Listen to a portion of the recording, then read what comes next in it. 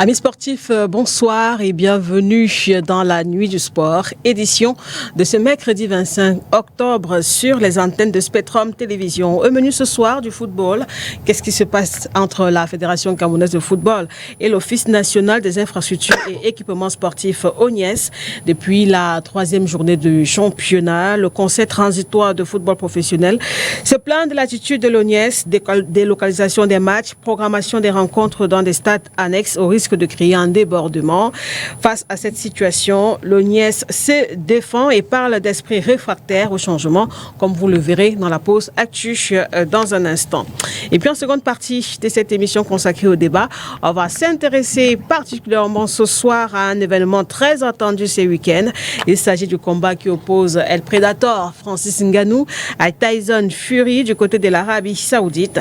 À la veille de ce combat, nos experts ce soir analysent les forces et faiblesses des adversaires et explorent aussi les chances de remporter ce combat, notamment par Francis Ngannou. Justement, en plateau ce soir, nous avons le plaisir de recevoir pour la première fois sur ce plateau Victor Boussi. Il est le directeur technique national de la Fédération camerounaise de Mixed Martial Arts et disciplines affinitaires. Bonsoir Victor. Bonsoir Madame Makeda. Cette Amazon du corps sportif Merci je bien. trouve ce plateau, la Nuit du Sport que je suis vraiment fan de cette émission.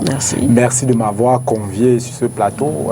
J'ai fait le déplacement de Yaoundé pour arriver ici. Tout s'est bien passé. Oui, tout s'est tellement bien passé. Et en tant que directeur technique ici justement de la Fédération camerounaise de MMA qui existe bel et bien depuis le 26 mai, nous avons reçu un agrément ministériel. Donc sur ce plateau-là, je salue ici toute la fédération, y compris d'abord le président. Mais vous allez me permettre, je vais d'entrée de jeu entrer avec une note triste. Nous avons perdu un de nos meilleurs athlètes ce matin, suite d'une agression le nommé Divina Roglic, qui est un lutteur, champion de lutte du Cameroun, qui s'est reconverti il y a quelques mois au MMA, qui appartenait seulement à notre organisation professionnelle. Et ce matin, quand j'arrivais, il a été victime d'une agression, il en a succombé. Vraiment, au nom du président de la Fédération camerounaise de MMA ici, nous souhaitons vraiment nos condoléances les plus attristées à toute la famille du MMA, à tout le monde. C'est vraiment difficile, vous ne pouvez pas imaginer la peine. Mais voulant honorer mes engagements pour cette émission, je suis venu. Merci beaucoup Victor d'être là ce soir et toute notre compassion à la famille, certes sportive, mais aussi à la famille de l'athlète qui est décédé. En plateau ce soir, le coach Jean-Paul Monimo est avec nous. Coach, bonsoir. Bonsoir Lydie, bonsoir à tous les téléspectateurs. On va essayer autant que mieux de vous édifier sur le combat Francis et les autres thèmes. C'est pour ça que vous êtes là ce soir. Merci. Yves Désiré Kouala, analyste de sport et par ailleurs responsable de communication à la Fédération camerounaise d'athlétisme. Yves, bonsoir, bienvenue. Bonsoir Lydie, c'est avec le même plaisir que je retrouve ce plateau. On va donc démarrer ce magazine par la pause actu avec tout d'abord le tennis pour signaler que le complexe sportif de Ebok Tennis Academy qui est à Kakesouza près de Douala accueille depuis le 23 octobre dernier la troisième édition du tournoi ITF J30. Cette année, des jeunes pratiquants de tennis qui participent à ce tournoi viennent des pays africains, de l'Europe, d'Amérique, du Canada et bien évidemment d'Asie. On rappelle que le Cameroun est représenté par une trentaine d'athlètes, dont une vingtaine ont déjà un classement mondial. Ce tournoi se déroule jusqu'au 4 novembre prochain. Pour plus de précisions, nous vous proposons d'écouter Joseph Ebok qui organise ce tournoi. Ouais, c'est le début du troisième édition ITF J30, troisième jour de l'événement, puisque ça commence avec des pré-qualifications et qualifications, et aujourd'hui c'est le début de main draw. Mais ça représente un grand symbole de satisfaction, parce qu'il y a eu une très forte équipe à la base qu'ils ont travaillé pour la préparation des athlètes. Et par là, j'ai des encadrés techniques, physiques, qu'ils ont structuré des entraînements pour les enfants auteurs. Je voulais utiliser une statistique parce que le nombre ne trompe pas. Il y a cela 5 ans, le Cameroun pouvait se vanter de 5 joueurs classés, 3 ou 5 joueurs classés ITF. Il y a cela 5 ans. Aujourd'hui, rien qu'à la 3e édition, cet événement est représenté par 34 joueurs camerounais, parmi lesquels une vingtaine ont déjà un classement mondial. Cela veut dire que la nation grandit en termes de tennis. Nous avons plus de joueurs qui sont mondialement classés. Bon, maintenant, si nous regardons sur le classement en ligne, vous allez voir qu'il y a des flèches. Une flèche verte et une flèche rouge. Quand ça monte la flèche verte, ça veut dire que c'est un joueur qui est en train de monter en classement. Le triste constat, c'est que toutes les flèches auprès du Cameroun montrent rouge. Contrairement à beaucoup de progrès que ces jeunes ont fait. Mais rouge, alors pourquoi rouge? Parce qu'on n'a pas beaucoup de ces événements. Donc je vais plutôt supplier mon sponsor Neptune de continuer dans ce sens et peut-être, si c'est possible, multiplier ces événements pour que les Camerounais puissent avoir plus d'opportunités de les pratiquer, avoir plus de points. Comme ça, les flèches qui reflètent le Cameroun vont commencer à monter les flèches vertes.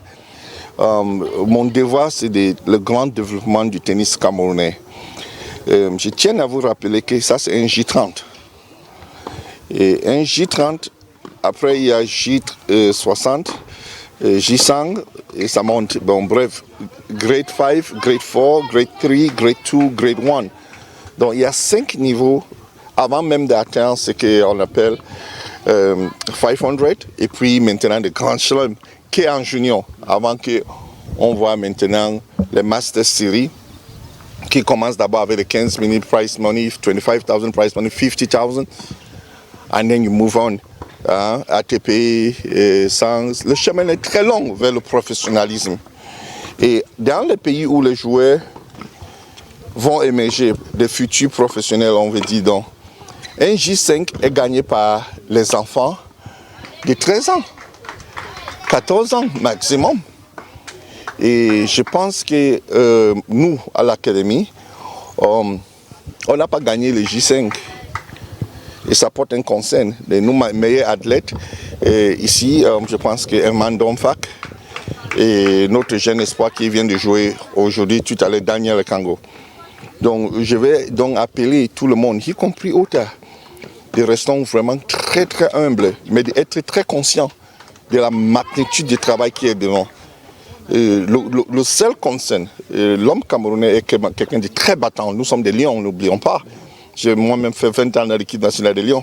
On peut, mais il faut que la pente soit orientée sur la bonne cible. Si on vise très bas, on risque de ne pas accompagner les enfants où il faut. Là, on a écouté Joseph Oyebok. Peut-être une petite réaction, Yves Désiré Kwala, vous qui suivez cette actualité.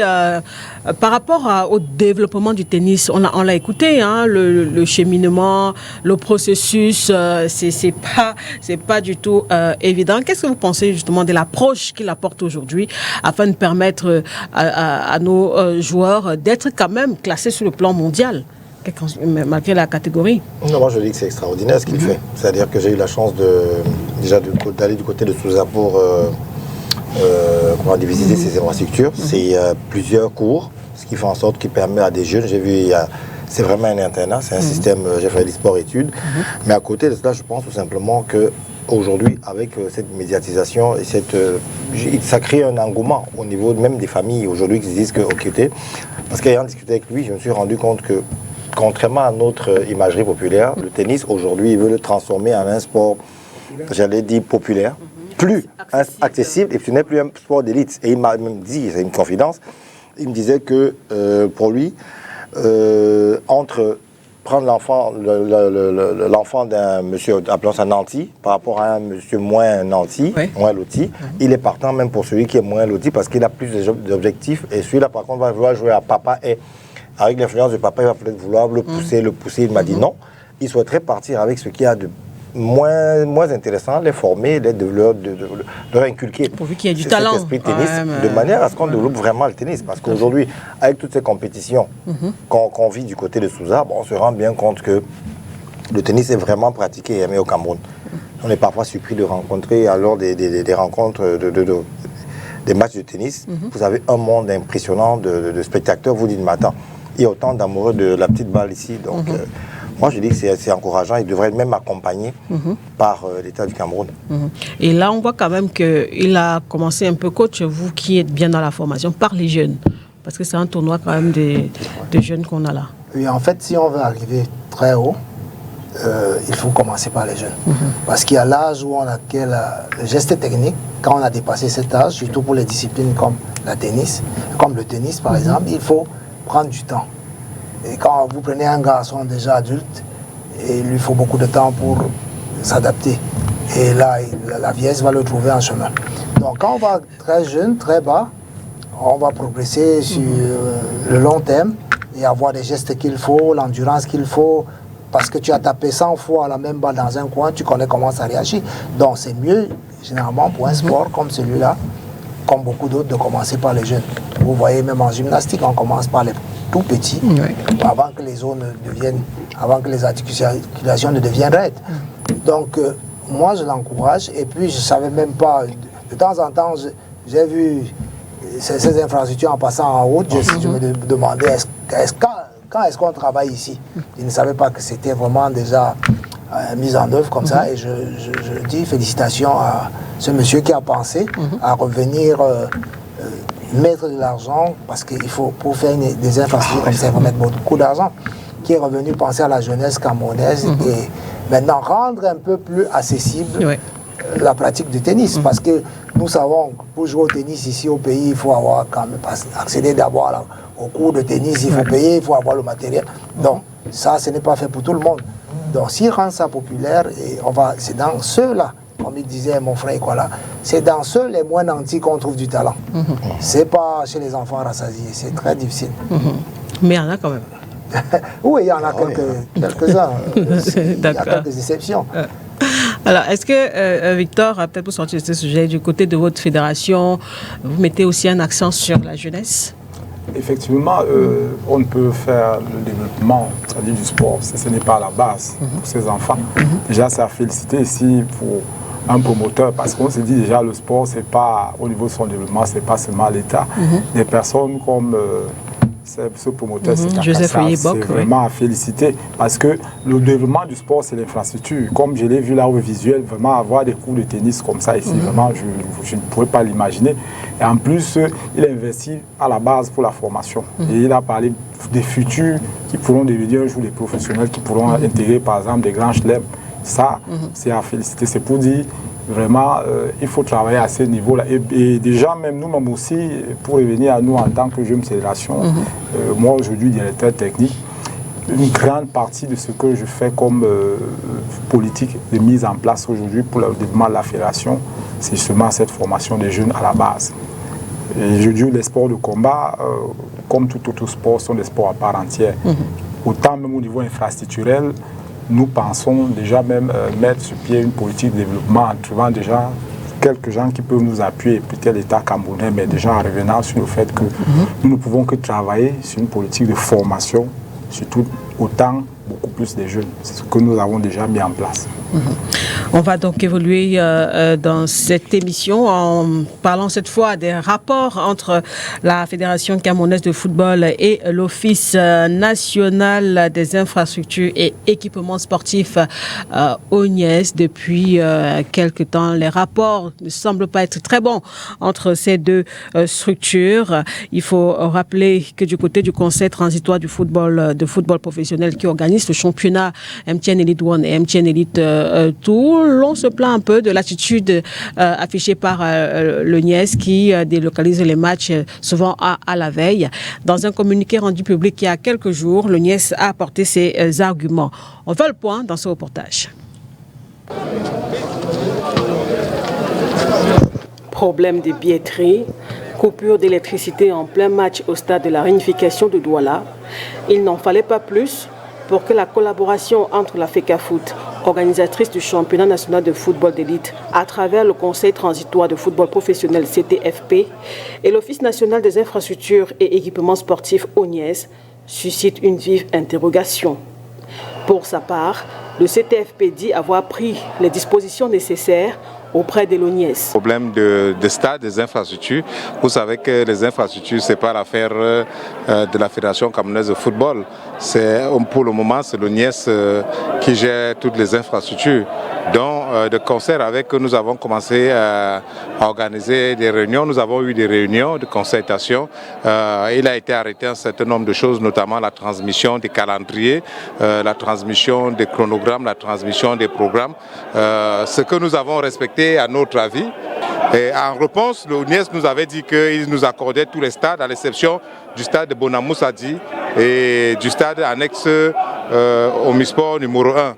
Tous les stades devaient être utilisés. Mais dès la troisième journée de championnat, l'ONIES commence à délocaliser les matchs à la surprise du CTFP. C'est vrai qu'à la troisième journée, on a été surpris que l'ONIES commence à déprogrammer, à délocaliser nos matchs. D'abord, comme vous l'avez souligné, au stade de la réunification, parce que ces matchs étaient prévus au stade de la réunification. Après le stade de la réunification, nous avons programmé ces matchs au stade de Mbappé-Dépé.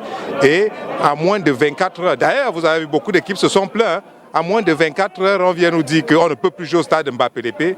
Bon, ça nous gêne un peu. Ça nous gêne encore plus que on nous dit que les pelouses sont amochées. Vous avez vu, nous sommes en train de jouer là aujourd'hui. Pendant que nous jouons, à côté de l'autre stade annexe, il y a les 2-0 qui jouent. C'est la même chose. Nous avons vu au stade militaire où on nous a interdit de jouer. Il y a les 2-0 qui sont en train de jouer. Et donc, ça nous gêne un peu que ce soit les compétitions de la fédération qui subissent ce genre de blocage. Dans un communiqué rendu public le 17 octobre 2023, l'ONIES, pour sa défense, affirme que les infrastructures ne sont l'exclusivité d'aucune association ni fédération. Fin de citation. L'ONIES reprécise le rôle et les modalités d'acquisition des infrastructures qui accueillent certes les événements sportifs, mais aussi les événements culturels, voire religieux. Donc on est là pour qu'on sache comment on utilise les infrastructures, pour qu'on sache comment on les maintient, pour qu'on sache comment éventuellement on les rénove quand il y a quelque chose et comment on les sécurise. Il faut faire la demande 15 jours au moins avant les événements nationaux et 1 mois au moins pour les événements internationaux, contribuer à leur charge d'entretien, d'exploitation et de maintenance, indique l'ONIES. L'Office comprend que des changements puissent poser quelques problèmes à certains esprits réfractaires, souligne-t-il dans son communiqué. En conclusion, l'ONIES appelle ses différents partenaires à une meilleure collaboration dans l'intérêt supérieur du sport. Yves Désiré Ekwala, quel est le regard que vous portez justement sur cette actualité assez brûlante quand même? Alors, la première chose que je dirais, c'est que les infrastructures sportives qui sont à la charge de l'ONIES ne sont pas d'exclusivité de la FECAFOOT. Plusieurs fédérations présentes dans le milieu du sport, notamment la Fédération camerounaise d'athlétisme, accèdent à ces stades. Vous avez entendu, justement, dans ce reportage, on a dit qu'il y a l'aspect culturel, il y a des organisations culturelles, religieuses et compagnie, ce qui voudrait tout simplement dire qu'il y a toute une organisation, une programmation. Je pense qu'au niveau de la FECAFOOT, à un moment, on a eu l'impression que les salles de football appartenaient à la FECAFOOT. Je vous le dis pourquoi. Parce que j'ai eu un problème ici, je dis bien ici à Douala, avec la coordonnatrice du stade, où on avait prévu un meeting d'athlétisme, je crois que c'était la deuxième journée du championnat national d'athlétisme. On a été obligé de décaler parce qu'il y avait un match de football. Je pense que c'était l'ouverture, je ne sais plus, des playoffs, je ne sais plus quelle organisation. Mais à un moment, vous savez, il faudrait qu'on dépose tous, comme on demande de faire au ministère des Sports, on devrait tous déposer des chronogrammes au niveau de l'ONIES également, qui en est responsable aujourd'hui. C'est ce que Faustin Blaise Mbida affirme. Oui, alors moi je vais vous dire. Le chronogramme de la saison a été bel et bien déposé. Alors maintenant, il peut arriver ceci. Vous avez vu le cas par exemple pendant la Coupe d'Afrique des Nations. Parce que ne rendons pas un problème au NIES FECAFOOT. Parce qu'au Cameroun, on a toujours tendance à vouloir personnaliser les choses. Alors, particulariser les choses. Vous vous souvenez, je ne sais pas, Côte d'Ivoire, Algérie, qui s'est joué du côté du stade du Japoma. Dans quel état était la pelouse? En fait, la pelouse était endommagée à un moment. Donc, il faudrait qu'en même temps, nous, qui louent les stades, qu'on comprenne qu'à un moment, on peut être amené à délocaliser un événement du fait de ce que la pelouse a besoin d'être, réaménagée. J'ai eu le cas à Mbappé-Lépé, je l'ai eu plusieurs fois, discuté avec le coordonnateur. On a eu ça à Japoma, en Mondio Vision, mais on a déjà eu ça au stade de la réunification à Fandena.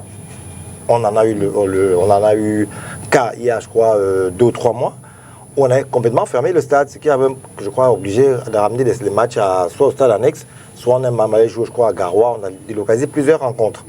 Donc, il faudrait qu'on se dise, OK, il y a une programmation, le stade n'appartient pas qu'à la FECAFOOT, qu'on essaie quand même de respecter cet organisme qui est là, qui n'est pas là pour empêcher l'organisation. Moi, je vais vous dire que, comme ça, en prélude au championnat d'Afrique d'athlétisme de 2024, on est en train de discuter avec l'ONIES pour qu'on puisse avoir des bureaux pour que le comité de pilotage ait un siège au niveau des stades. Ils sont en train d'être signés. C'est pour vous dire qu'on va les voir et on leur explique que voilà ce qu'on voudrait avoir. C'est quasiment signé. Et vous pensez que la FECAFOOT n'a pas fait pareil? Je pense que quand je regarde encore ce qui s'est passé je prends encore le cas simple, c'est-à-dire que de manière pratique, les playoffs sont disputés à Douala, au sein de la réunification. Parce que la FECAFOOT est venue organiser les playoffs, elle estimait que même la coordonnatrice du stade n'avait pas accès au stade. Ça, je vous le dis. Vous pouvez vérifier après. Elle était quasiment bloquée au niveau de la porte. Il lui fallut l'intervention d'un commissaire, je vais me citer son nom, le commissaire Toulou, qui la connaissait très bien. Il allait dire à la FECAFOOT, écoutez, cette dame est quand même coordonnatrice de ce stade. Vous y avez accès, mais si elle bloque une porte, vous allez ouvrir, ça se passera comment? Donc j'estime quand même qu'à un moment, la FECAFOOT pourrait aussi se conformer à ce que l'autre l'instance supérieure, parce que je ne pense quand même pas qu'on soit en train d'aménager le gazon pour les beaux yeux, des caméras et autres. On aménage pour que ce soit utilisé. Si ce n'est pas utilisé, forcément ça va être détérioré, ça ne servira à rien. Donc je pense qu'il n'y a pas un problème vraiment FECAFOOT au NIES. On en parle peut-être parce que, ils montent sur les médias, ils en parlent, on délocalise des matchs, je suis d'accord, mais il y a des raisons pour lesquelles on peut délocaliser une rencontre. Ça peut être l'état de la pelouse. La pelouse a besoin d'être régénérée. C'est une période, moi je me souviens, pendant la CAN encore, le stade annexe Omnisport de Bipanda, à un moment, c'est le tout qui était un stade d'entraînement, a été à un moment bloqué parce qu'il fallait, rénover un peu la pelouse. Donc ça peut arriver, il peut y avoir des cas comme ça, on peut se rapprocher, savoir qu'est-ce qui se passe concrètement, discuter, envoyer les bonnes personnes pour discuter. Maintenant, si vous envoyez, je ne sais pas trop qui, pour vous représenter, est-ce que ça a le même impact? C'est-à-dire que, excusez-moi, si je vois la fédération camerounaise voudrait un partenaire avec STV, il serait bien de bon ton que le président de la fédération vienne rencontrer le directeur général. C'est-à-dire que d'envoyer un de ses collaborateurs X ou Y, pour qui je n'ai pas de mépris. C'est un peu la même lecture, Jean-Paul Guillemot? Moi, je pense bien que on appelle ça stade omnisport, c'est-à-dire multidiscipline. Tout à fait. C'est-à-dire que toutes les disciplines qui sont censées être pratiquées dans un environnement comme celui-là ont le droit de s'exprimer là-dedans. Donc, c'est vrai, pendant longtemps, la Fédération camerounaise de football a cru que le stade de football, le stade leur appartenait. Je veux dire, dans l'esprit de tout le monde, c'est le stade de football. Mais je vous rappelle qu'il y a les pistes cyclables là, dedans, donc on peut faire des tours dedans pour les cyclistes, on doit là-bas. Nous, pendant plusieurs années, on a mis le ring là-bas avec Jean-Marie Mébé beaucoup pour boxer dans le stade. On a fait au stade Mbappé-Lépé, au stade de la Réunification. Et s'il y avait un gymnase de boxe là-bas, on serait en train de faire la boxe là-bas. Et des sports de combat. Donc, c'est pour ça qu'il y a maintenant un organisme qui gère ces infrastructures. Et c'est tout à fait logique. Ils peuvent trouver qu'il y a, par exemple, la pelouse qui se dégrade, parce qu'il pleut beaucoup en ce moment à Douala, et on délocalise un match qui était prévu au stade de la Réunification ailleurs, où le stade est encore bien. Moi, je pense qu'il ne devait pas avoir les problèmes à ce niveau. Bon, peut-être c'est dans le délai, j'ai entendu ce monsieur-là intervenir, peut-être c'est dans le délai, peut-être il a dit très proche, on leur a dit qu'il faut délocaliser le match. Là aussi, il faudrait que l'OS prenne des mesures pour ne pas avertir les gens très tard, à la veille du match, pour informer que non, tel stade est maintenant en réflexion, on délocalise votre match ailleurs au moins 48 heures ou 72 heures avant. Donc moi je pense qu'il ne devait pas avoir les problèmes entre la FECAFOOT et l'ONIES qui s'occupe des infrastructures. Moi, si on m'avait dit par exemple que c'est dans la répartition de l'argent, je pourrais encore comprendre, parce que Vous savez, au stade, on a nommé, les responsables du stade sont du ministère des Sports. Maintenant, l'ONIES qui gère le stade, ce n'est pas un organisme du ministère des Sports. Donc, et maintenant, il y a la fédération, les différentes fédérations qui adhèrent. Si on me disait qu'il y a eu football, il y a eu un match de football et puis l'ONIES demandait tel montant par rapport aux infrastructures, il n'y a pas eu entente, là encore, parce que notre gros problème au Cameroun, c'est la guerre, c'est le CFA. Donc, j'aurais compris, mais si c'est la répartition du travail, de l'utilisation, c'est moins grave. Ça, c'est gérable. Oui, pour sortir de ce sujet, Victor, est-ce que vous vous intéressez à cette actualité? Oui, déjà, même les compagnies ont été assez exhaustifs sur ce qu'ils ont dit. Effectivement, déjà, il était opportun pour une structure comme celle-là qu'elle soit créée. Franchement, l'État, pour la gestion des infrastructures qu'on s'est doté en tout temps, une structure comme celle-là, c'est vraiment très opportun. Bon, maintenant, des débats au niveau de l'incompréhension, les compagnies sont aussi vraiment posées ce qu'il fallait dire effectivement. Comment est-ce que les individus, les uns et les autres, devaient se comporter? Bon, on s'est dit seulement, c'est un problème d'incompréhension. Et aussi, c'est une structure qui a aussi un devoir peut-être d'éducation, un devoir peut-être sensibiliser les gens, les uns et les autres, les différents acteurs. Et l'un des compagnies, ça dit bien ici que effectivement, c'est pas seulement une infrastructure réservée au seul football. C'est autant de disciplines, selon les besoins qu'elles peuvent avoir, peuvent peut-être solliciter cette infrastructure. Bon, maintenant, il faut une bonne organisation, une bonne réglementation, un bon contrôle, une bonne collaboration entre tous les acteurs qui souhaiteraient. C'est ça peut-être la solution magique, la collaboration, une bonne collaboration entre les deux structures. Bon, ça relève peut-être, les gens disent peut-être des problèmes administratifs, comment faire des programmations, des ententes, un truc. Donc, bref. Il faut seulement une certaine collaboration, une certaine compréhension. Voilà, merci bien. On va rentrer rapidement dans la seconde partie de cette émission consacrée à ce grand événement très attendu ce week-end du côté de l'Arabie Saoudite. C'est bien sûr ce combat qui va opposer Francis Ngannou à Tyson Fury. Mais vous nous disiez, coach Monimo, que ce n'est pas le seul combat au programme. Oui. Ce jour-là, c'est important qu'on le sache. Il y a plusieurs combats et il y a 2 Camerounais qui sont sur le ring. C'est-à-dire que Carlos Takam, que nous connaissons, qui est champion du monde aussi dans une autre version, la WBO, il sera face à Bakole. C'est un match de classement, la ceinture ne sera pas en jeu. Donc Bakole, c'est le Congolais très violent que tout le monde connaît. Il est classé parmi les 10 meilleurs mondiaux de sa catégorie. Donc, enlever de rideau pour le grand combat qui va opposer 2 grands champions.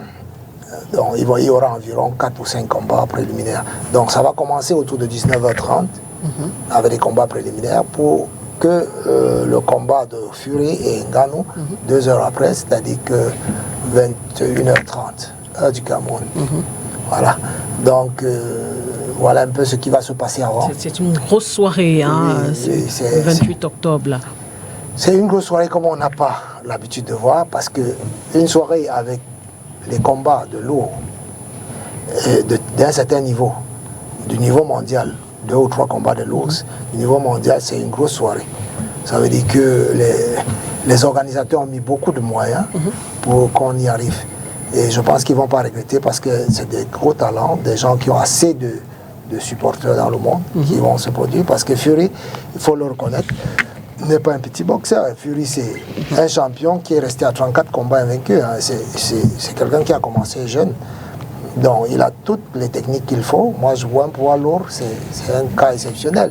Il se déplace, il va vite, un peu à la Mohamed Ali, sauf qu'il est moins intelligent que Mohamed Ali. Voilà. on va en parler dans un instant. Le temps pour nous d'aller regarder ce reportage réalisé par notre chaîne partenaire La Voix de l'Amérique, où nos confrères se sont, il y a quelques jours, attardés sur la préparation de Francis Ngannou du côté des États-Unis avec Mike Tyson. On vous propose de regarder ce reportage. Des coups secs et puissants résonnent dans cette salle au mur noir de Las Vegas, devant une petite assemblée fascinée.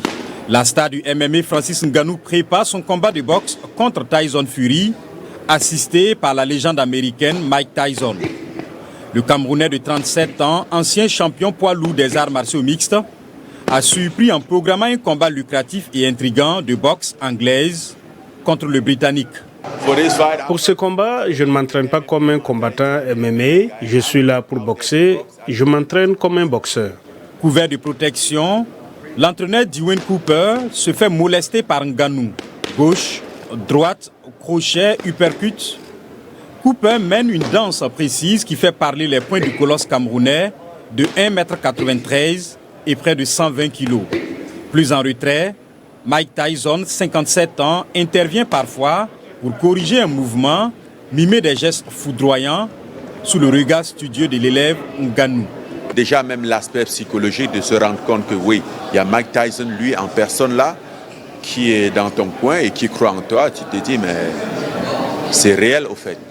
Le Camerounais qui qualifie Tyson d'idole n'a pas de palmarès professionnel en boxe. Il s'est forgé une réputation de redoutable cogneur en devenant champion des poids lourds de l'UFC, titre qu'il a conservé jusqu'à son départ de la discipline en janvier dernier. Le Predator, son surnom, assure prendre ce combat contre Fury très au sérieux, lui qui pratiquait la boxe anglaise avant son arrivée en France en 2012 et sa découverte du MMA. Il y a aussi quelques années, on me disait la même chose à propos du MMA. À quel point ça va être différent pour toi le MMA.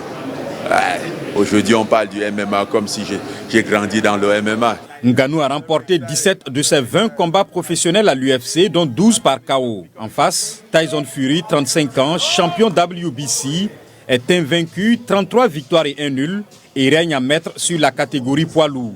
Malgré le déséquilibre apparent, le coach de Ngannou, Mike Tyson, reste confiant. Francis est bien plus fort que Tyson Fury. Il va le bousculer. J'ai vraiment hâte d'y être, d'attendre la première cloche. Je suis vraiment content de faire ça. Fury ne mettra pas en jeu sa ceinture face à Ngannou pour un combat bien disputé selon les règles officielles du noble art. Le gain est aussi financier pour le Camerounais. Grâce à ce combat, il va gagner plus d'argent que lors de l'ensemble de sa carrière à l'UFC, dit-il.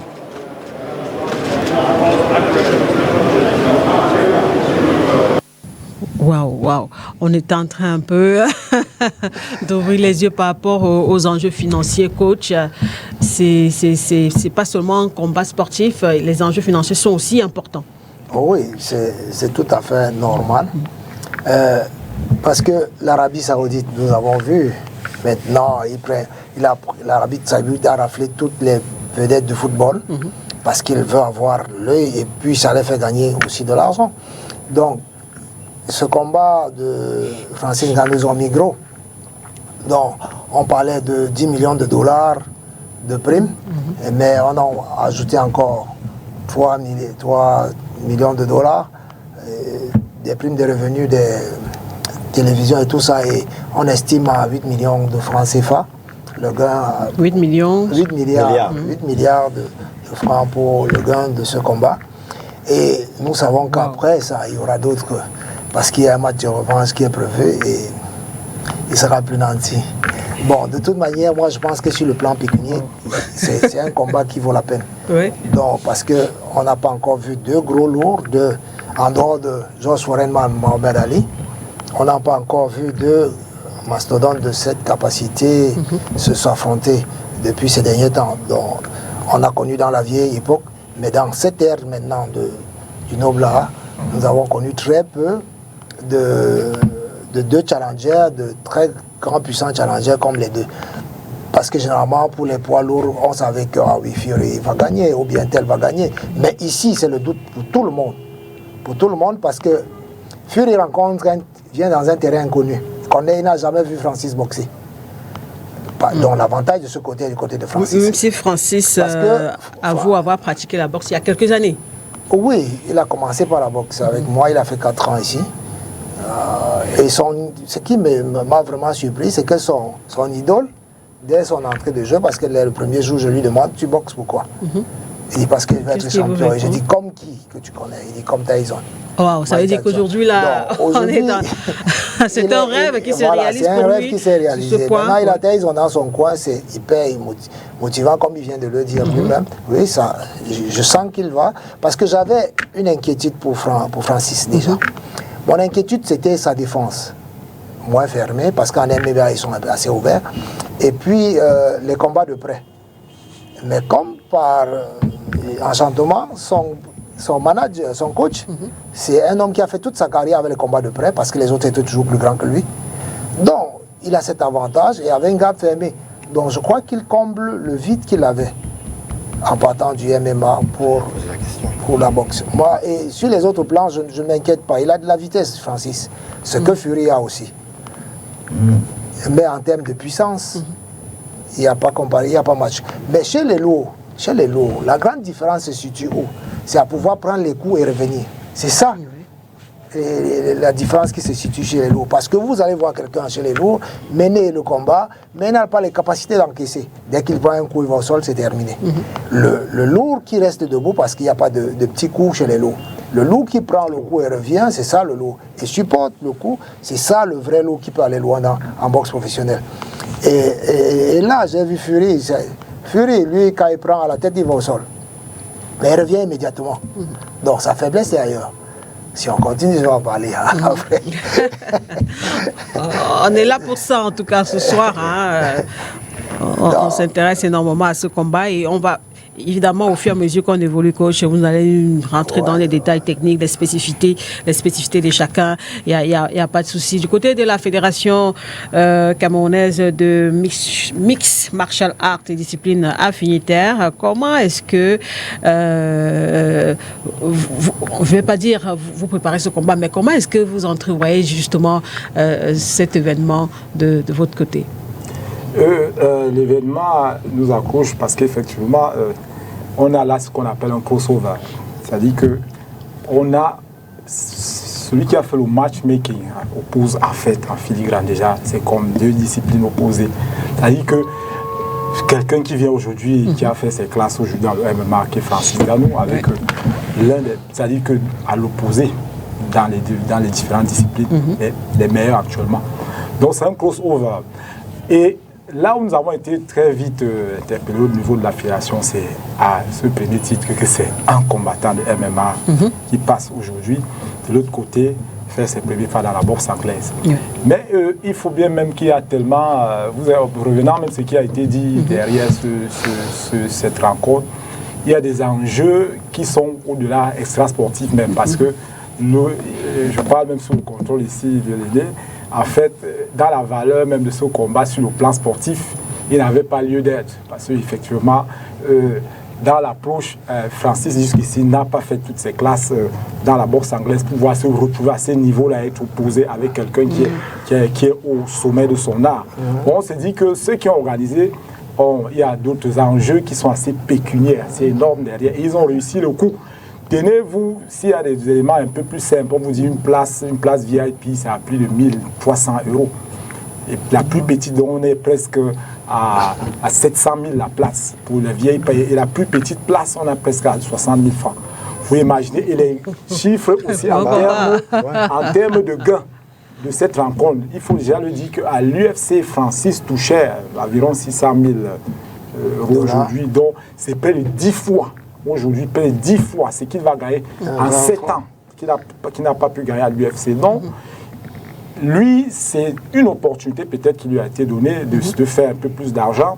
Et d'autre part, comme je le disais dans l'entame de mes propos, c'est un crossover. On se dit aujourd'hui que les disciplines de combat de l'heure actuelle, qui sont assez populaires, déjà, il y a déjà la boxe anglaise qui est c'est une discipline de tradition vieille, assez populaire, qui s'est vraiment énormément implanté, développé avec le temps. Et le MMA suivant aujourd'hui un peu dans cet aspect de challenge. Ceux qui ont fait le matchmaking ont observé certaines tendances, peut-être pour faire un peu plus de show et des affaires derrière. Et déjà, même il faut rentrer dans une histoire un peu plus récente. Il y avait déjà eu une pareille rencontre une fois avec McGregor, actuellement, qui est l'une des légendes aussi à l'UFC, avec Floyd Mayweather. Je pense qu'ils avaient fait un coup d'essai et ils avaient vu ce que ça avait. Et cette fois-ci, ils ont encore fait un remake. Donc, nous, le challenge aujourd'hui, c'est le positionnement de ce combattant qui demeure dans le MMA, puisque après ce combat, il a encore des challenges aujourd'hui avec la nouvelle organisation qu'il a sollicité, le PFL. Donc, nous, aujourd'hui, nous avons un regard vraiment sur ce combat, parce qu'une fois de plus, et il est aussi question de montrer un peu aux uns aux autres que le MMA étant multidisciplinaire Et dans ce côté multidisciplinaire, intégrant par exemple une phase du développement de la percussion comme la boxe anglaise, fait comprendre aujourd'hui que en fait, les gens ont pensé qu'il n'était pas peut-être plus aisé pour lui de ne pas se retrouver de ce côté. Mais il faut bien savoir que le MMA cumule en fait ces disciplines de percussion dont à la base nous avons les points, la boxe anglaise, la boxe pied-point, la lutte debout et la lutte au sol. Et il ne faudrait pas peut-être que les gens se disent qu'il a un terrain presque inconnu. Pas du tout. Parce que dans les phases du développement de ce qu'on appelle la percussion, qui est du striking, dans le jargon du MMA, pour ceux qui sont à propension à plus boxer, on les appelle les strikers. Et Francis a cette réputation d'être un striker. Tenez-vous sur ses 20 combats, il en a gagné 17 avec 12 KO. Et effectivement, quand vous voyez la capacité à boxer, à imposer, à mener ses adversaires dans ce champ-là et les imposer même. La boxe, on comprend qu'il a du vécu et tiens, ici, on a au Cameroun, il faut que les gens le sachent. Quelqu'un aujourd'hui qui a été l'un de ses formateurs à la base, qui peut déjà même encore confirmer qu'il a du background dans cette discipline, il a du vécu. Et en plus encore, le MMA, avec la progression où il a aujourd'hui, il a davantage encore amplifié cette pratique. Parce qu'aujourd'hui, dans une préparation, par exemple, d'un athlète pour un combat de MMA, selon le registre où il performe, par exemple, du striking, qui est la boxe, tenez-vous, il a beaucoup plus de coachs déjà spécialisés dans la boxe avec lesquels il travaille. C'est pour dire quoi? C'est pas le travail qui est beaucoup plus spécifique qu'il fait pour la préparation de ce combat. Il l'a toujours fait en club, lorsqu'il se prépare, même dans les combats de MMA, parce que, comme je vous ai dit tantôt, il y a un registre qui est assez développé, où il a un coach de boxe anglaise. Bon, peut-être l'intensité de la préparation ne sera pas la même, et le coach ici, en tant qu'expert, a peut-être fait des petites approches qui disent, peut-être, cette fois-ci, pour un combat de boxe anglaise, il y aura peut-être des petits réglages, compte tenu des spécificités d'elle-même. Donc, nous, aujourd'hui, nous sommes derrière lui, parce que c'est un combattant de MMA, et on pense que ça va se jouer, parce qu'il y a autant d'atouts sur les capacités à boxer, et aussi le registre dans lequel, aujourd'hui, dans le MMA, oui, c'est situé en tant que très bon striker. Donc, il y a de l'enjeu dans ce combat. Il y a de l'enjeu. Peut-être rapidement, entre parenthèses, est-ce que aujourd'hui, au niveau de la Fédération camerounaise du MMA, Francis Ngannou, pour vous, qu'est-ce qu'il représente?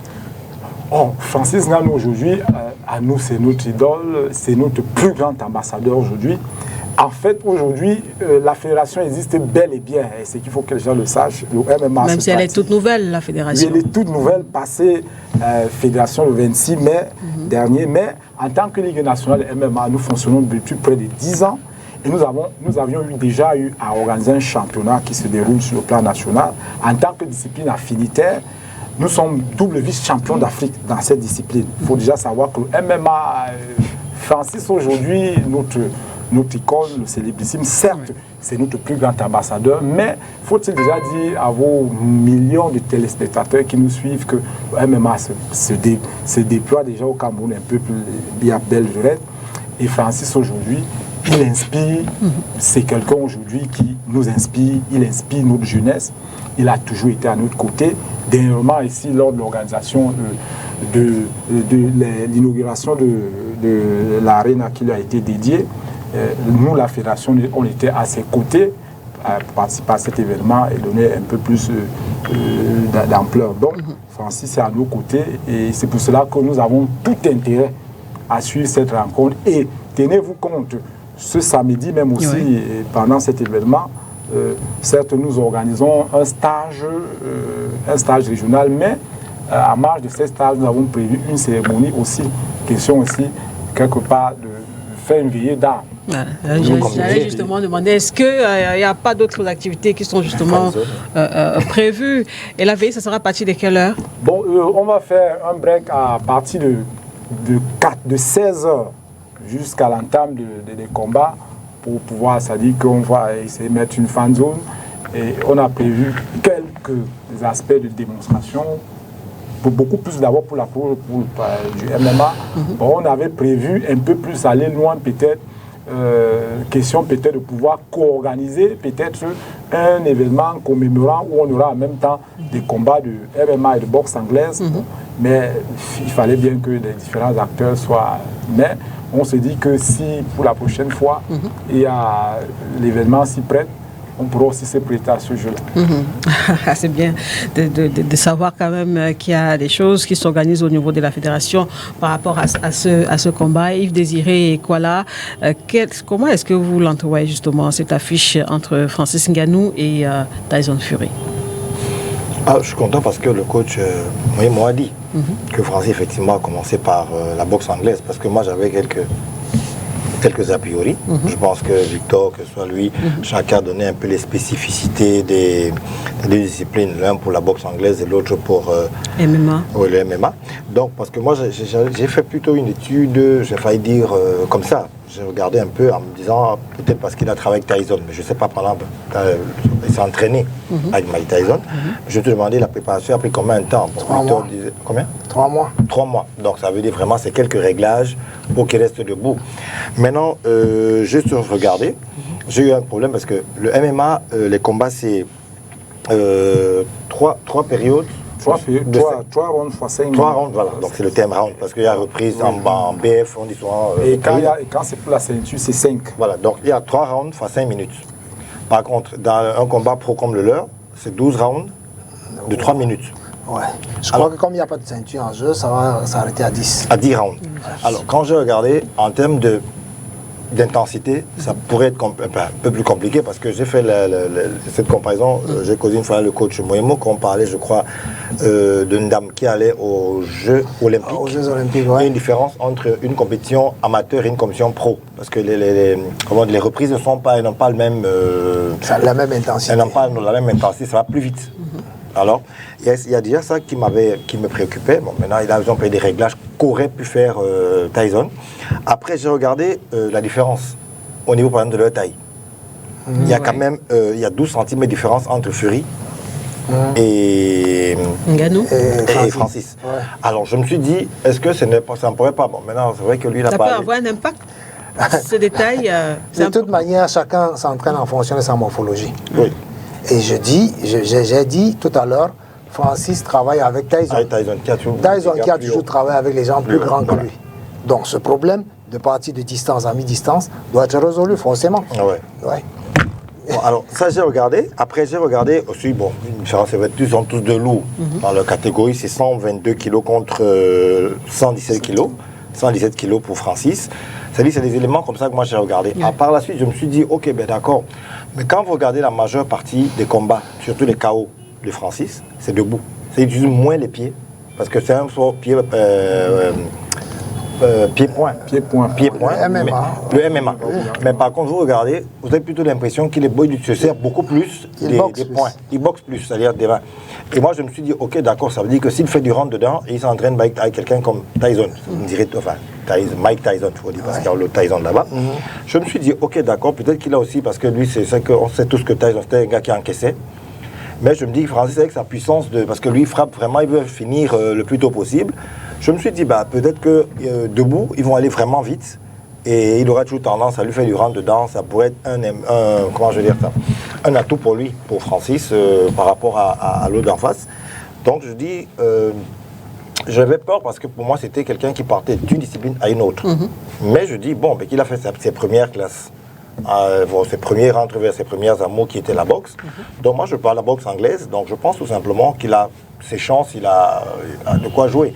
Bon, maintenant je me suis demandé, je crois que c'est ça que tu parlais Victor, le fait qu'il sorte, parce que je crois qu'il a un palmarès, j'ai failli dire 0 en termes de boxe anglaise, et qu'on le croise immédiatement avec quelqu'un comme Fury qui est quand même parmi les 10 meilleurs boxeurs, je crois, des 10 dernières années, quand même quelqu'un qui a 34 combats, 34 gagnés, combien de KO. Donc je me dis quand même que je ne sais pas comment c'est vite monté. Tout à l'heure, le coach de tennis, comment il s'appelle, Joseph Oyembo, parlait de comment est-ce qu'on monte. Lui, j'ai trouvé que ça avait été un peu... Non, j'ai pensé que c'était tiré sur les cheveux. Bon, après... Il n'y a pas de ceinture en jeu. Donc le classement n'intervient pas là-dedans. Ah, d'accord. Vous comprenez? Donc ce combat, c'est vraiment un combat business. mais aussi qui montre les enjeux sportifs des deux athlètes. Moi, je disais que dans tous les cas, comme coach, en analysant, l'avantage est à Francis. Pourquoi? Parce que nous, on voit les combats de Fury, on sait comment il boxe. Mais lui, il ne verra pas les combats de Ngannou. Donc, il y a un doute dans son crâne déjà. Il sait pas, tout ce qu'il sait de Francis, c'est qu'il frappe fort. Donc, on peut déjà imaginer les premiers rounds. C'est-à-dire qu'il va éviter le contact. Il va éviter le contact. Ok, il va contre. On peut déjà avoir le scénario du combat. Parce qu'il va éviter, il va vouloir observer, voir Ngannou, pour savoir ce qu'il sait faire, pour trouver la faille. Mais pendant ce temps, donc, c'est un temps très approprié pour que le combat n'aille pas loin. Oui, lui, il est habitué à 5 minutes. Bon, donc, il y a beaucoup d'enjeux dans ce combat. Autre chose, nous avons vu Fury, on sait qu'il va au sol, quand il prend les coups à la tête, il revient. 99% des boxeurs qui sont résistants à la tête sont faibles au corps. S'il prend au corps, il s'assoit. Il ne va pas se lever. Ça, c'est une morphologie normale que je connais sur le ring. Si un boxeur est endurant à la tête, il récupère vite, c'est que l'abdomen est faible. S'il prend au foie, il s'assoit, il ne va pas revenir. Voilà. Donc, voilà déjà un atout. Ce n'est pas que Ngannou monte sur le ring, il cherche le foie. Non, on le piège, on laisse faire croire qu'on ne connaît pas, et après quand il y va, 3-4 rounds, il est un peu essoufflé. Alors, donc, c'est en fonction du style de tactique qu'on va mettre en place, du système que le coach va mettre en place, qu'on pourra définir. Moi, si je vois le combat 2 rounds déjà, je peux vous donner la suite du reste. Donc, parce que ça ne ment pas. On va voir ce que l'un sait faire en 2 rounds, c'est suffisant. Maintenant, le doute. Maintenant, Fury a fait beaucoup de combats, mais n'a pas fait les 10 rounds. Il abrège toujours ses combats aussi. Donc lui aussi, en termes d'endurance, il faut l'attendre là-bas. En termes d'endurance, je ne suis pas sûr qu'il est endurant. Il ne tient pas. Voilà. Donc, parce que tout le monde dit, oh, Ngannou, il boxe en 3 rounds, il boxe en machin.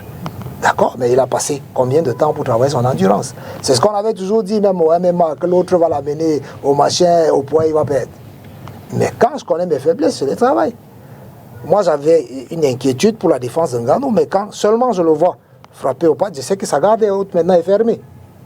Il sera difficile de le toucher. Il connaît, et comme on disait tantôt, partie de distance à mi-distance. Ok. S'il résout ce problème, le combat est cuit pour l'autre. Et avec Tyson, il va résoudre ce problème, puisque c'est tout ce qu'il a passé le temps à faire. Joe Frazier, petit dans sa catégorie, c'est des accès avancés frappés. Même chose que Tyson. Ça ne trompe personne. Ça ne trompe personne. Et tel que je le vois travailler, il travaille ça, il désaxe, il bloque, il avance en puissance. Donc, je pense que, pour ma part, en regardant seulement les entraînements, je crois qu'il a résolu, qu'il a essayé de résoudre ses problèmes, ses difficultés. Et le reste, il est aussi rapide que Fury. Oui, il est aussi rapide que Fury.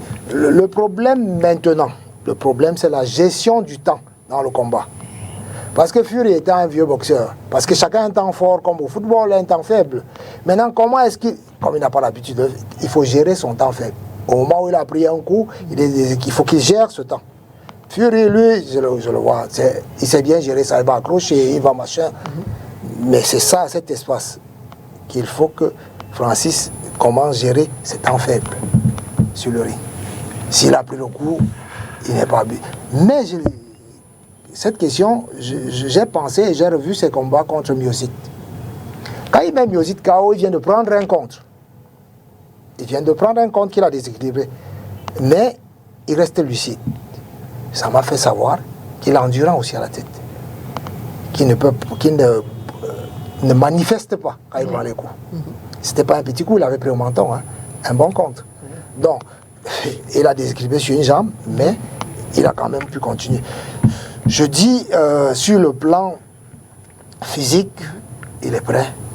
Parce que à 117 kilos, parce que lui et moi on en parlait souvent, il faisait 123 pour combattre, 125, je lui dis c'est pas bon. Mais là, à 117, et je l'ai vu, il a fondu. Et c'est bien. Oui. Ouais, il a bien fondu et c'est bien. Il est en jambe. Donc, j'aurais très peu de doute qu'il ne gagne pas ce combat. Donc, si on comprend bien, coach, c'est important pour un boxeur de cette catégorie, ou alors un athlète de cette catégorie, d'avoir une certaine capacité d'absorption de coups. Oui. Oui, parce que vous êtes face à un adversaire, vous n'êtes pas face à une demoiselle ou à un sac, et vous allez donner les coups et vous allez en prendre. Si vous n'avez pas le corps pour absorber, les capacités d'encaisser les coups et de remettre, vous allez descendre. Et c'est ça la différence chez les lourds. Chez les lourds, beaucoup, il ne faut pas les voir grands. Beaucoup n'ont pas de cran. Hein? Beaucoup de lourds, c'est ce que je dis toujours aux athlètes.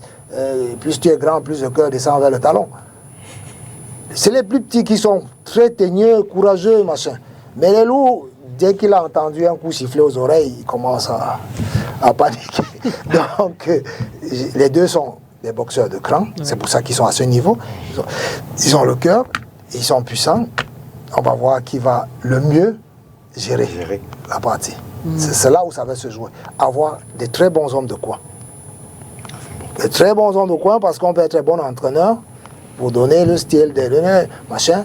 Mais quand vous êtes dans le coin, vous connaissez les capacités de votre athlète. Vous voyez en face de vous les capacités de l'autre et ses failles. C'est après cette analyse que vous dites à votre athlète ce qu'il doit faire. Mais beaucoup d'entraîneurs n'ont pas cette lecture. Parce qu'ils sont plus engagés dans le combat que l'athlète. Et il ne peut donc pas bien voir où sont les failles. Il faut être froid et observer le match et se dire qu'est-ce qui manque à mon athlète. Déjà, il faut savoir observer parce qu'il y a les observables. Il faut savoir ce qu'on observe, qu'est-ce que j'observe. Je ne veux pas faire un coup d'entraînement ici, mais je dis que les points d'efficacité, il faut voir les valeurs d'efficacité d'un athlète. Est-ce qu'il est puissant en face de moi? Est-ce qu'il est technique en face de moi? Est-ce qu'il est précis? Parce que vous voyez un athlète rapide, machin, mais il n'est pas précis. Hein? Est-ce qu'il a le grand? Est-ce que parce que s'il prend un bon coup, on voit s'il recule ou s'il ne recule pas. On met un peu d'intensité dans le combat, on voit sa réaction. Est-ce qu'il a du carburant? Est-ce qu'il est endurant? On serre un peu. S'il tient, on dit ok les gars, on dégraisse. Mais dans tous ces facteurs, vous devez les tester un peu de temps, peut-être en 2 rounds. Et finir, conclure le combat. Savoir qu'il a ceci, il n'a pas ceci, et on conclut. Voilà. Donc si dans son coin, il est un bon manager, qui a de la bonne lecture, il peut faire mal. C'est un peu la même lecture, Victor. Oui, le coach ici a su bien vraiment développer, faire un bon développement ici de tout ce qui est la précision qu'on pourrait encore apporter de son côté. Parce qu'effectivement, lui en tant que combattant des arts martiaux mixtes, qu'on le dise, aujourd'hui qui vient dans le terrain de la boxe anglaise, il a encore, je vais encore le préciser, ce vécu-là du travail qui est le travail ici de percussion en point où il a été relevé ici qu'au niveau de l'endurance, un combat de MMA normal c'est 3 rondes fois 5 minutes et quand il y a une ceinture c'est 5 rondes fois 5 minutes, donc on est dans un maximum de 25 minutes. Bon. De l'autre côté on a un combat de boxe anglaise qui dure de 3 rondes fois 12 de 3 minutes fois 12 rondes, près de 36 minutes. Alors les dimensions par exemple de l'octogone, en fait c'est ce qu'on appelle le ring de MMA en fait, c'est parce qu'il a 8 côtés en fait, et le ring normal, l'octogone est un peu plus en termes de un peu plus grand en termes d'espace. Et maintenant, le MMA, comme j'ai dit tantôt, combine les phases de percussion, les phases de lutte. Et je veux dire, ce sont toutes des phases qui bouffent assez d'énergie. Imaginez que, peut-être les gens ne le savent pas, un combattant des arts martiaux mixtes développe des capacités athlétiques plus importantes. Parce qu'en même temps, je parle sous le contrôle du coach. Les capacités physiques d'un boxeur, c'est une chose. Les capacités physiques d'un lutteur, c'est une autre chose. Maintenant, on est dans un style mixte où il faut être capable, dans la préparation physique, d'allier la préparation physique d'un boxeur et d'un lutteur. D'allier les différentes qualités, par exemple, dans les différentes qualités physiques qu'on retrouve chez le boxeur, ce n'est pas la même chose qu'on retrouve chez le lutteur.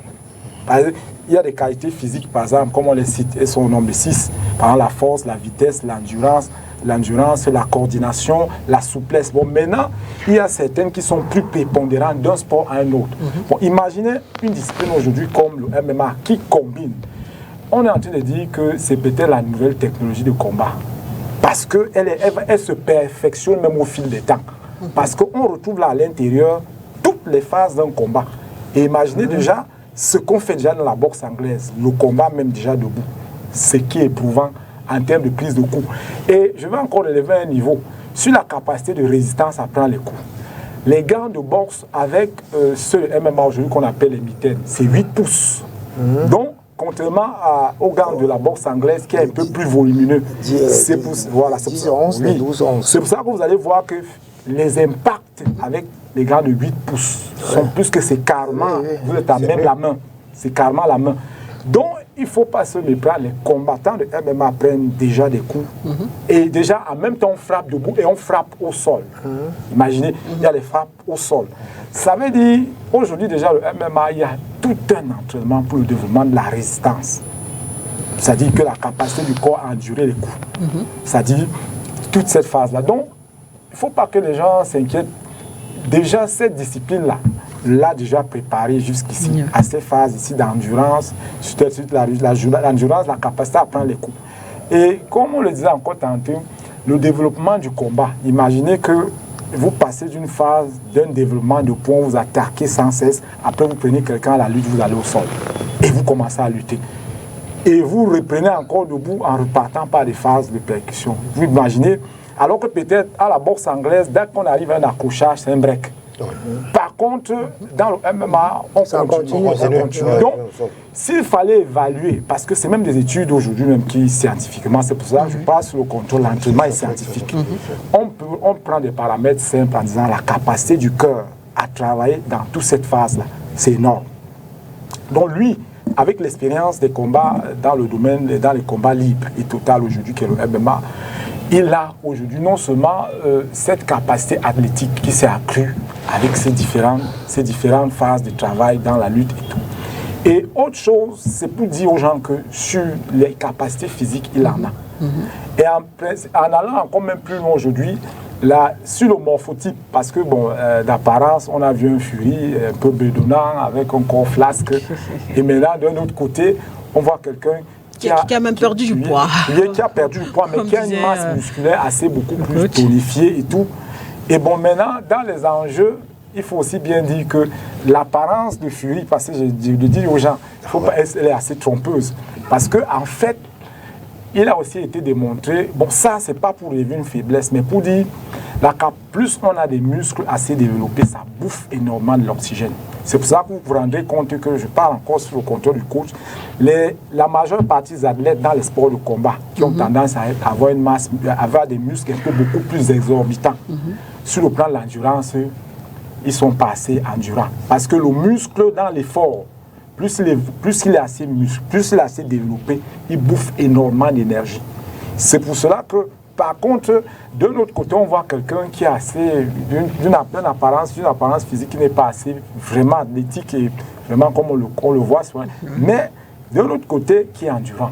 Parce qu'avoir ces combats, c'est quelqu'un qui mène les combats à une certaine endurance.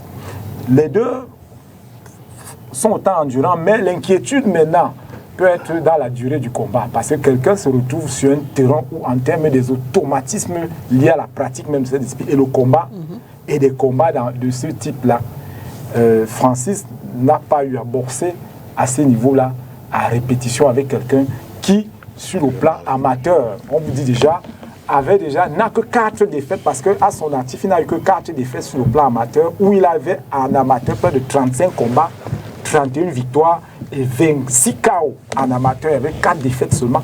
Et maintenant en professionnel, ce Fury se retrouve aujourd'hui presque avec aucune défaite et plein de KO. Et vraiment, il jouit d'un parcours exceptionnel avec près de 4 ceintures gagnées dans presque 4 différentes organisations. Donc symboliquement, on dit qu'il a un avantage. Mais de l'autre côté aussi, le même registre, on voit un athlète qui vient d'une autre discipline aussi, qui joue aussi d'un parcours assez exceptionnel, non des moindres. Donc, l'enjeu, le coach l'a dit ici, en même temps, c'est du business. Mais moi, il y a quelque chose que je vais relever. Est-ce que derrière ça, si vraiment on n'a pas pris en compte le côté sportif, parce que celui qui est le président de la W, ce qui est Mauricio, je pense, Sullivan, Mauricio, quelque chose qui n'était pas d'accord au départ pour ce combat, parce que dans le jeu même sportif, il n'y a pas, c'est pas vraiment un combat qui va avoir eu lieu. C'est pour cela que même beaucoup s'en offusquent. Bon, qu'est-ce qu'on veut bien faire à la suite? C'est peut-être l'homme le plus fort, le plus dangereux. Je ne sais pas ce qu'on veut rechercher parce que l'un et l'autre. Et maintenant, si les enjeux sont les suivants, l'un et l'autre ont une carrière. Est-ce qu'on pense que ces gens peuvent se battre normalement, étant donné que l'autre a la suite de la carrière qui suit? Et en face ici, bon, on peut avoir une opposition ou quelqu'un qui est dans la boxe anglaise veut garder quand même le fait que est-ce qu'il n'y aurait pas un risque de poser quelqu'un comme ça? Et s'il venait à perdre, si par exemple Fury venait à perdre, est-ce que la boxe anglaise ne subirait pas un coup où on dirait maintenant en face, est-ce que le MMA n'est pas? Bon, s'ils ont tous mesuré ça, moi je dis que date des questions, il faut bien savoir, est-ce que tout est mis en œuvre que l'intérêt sportif, que ces gars se battent, ou bien maintenant, derrière ça, bon, c'est l'homme le plus fort qu'on va avoir à la fin parce que l'un avait des qualités athlétiques assez plus importantes, impressionnantes, en termes aujourd'hui évalués même parce que Francis Ngannou aujourd'hui, on évalue sa puissance, bon, ce qu'on dit, et on a même fait des tests dessus, qu'il a l'un des coups de poing le plus puissant, on évaluait ça à peu de 96 chevaux. C'est-à-dire qu'une voiture, on prenait pendant 96 chevaux. Une puissance d'une voiture, ça veut dire qu'on prenait par exemple une voiture à certaines vitesses. Et bon, c'est à presque 96 chevaux avec presque 71 kW de puissance. Donc, bon, qu'est-ce qu'on veut bien dire? Est-ce qu'on ne va pas au-delà du sport pour dire qu'on va opposer le plus fort du monde? Tu t'es posé au moins une dizaine de questions. Et ça, c'est à cause de ces questions qu'il y a ce combat. Je ne sais pas si tu vois, on sort un peu du clan ordinaire pour poser quelque chose de complexe.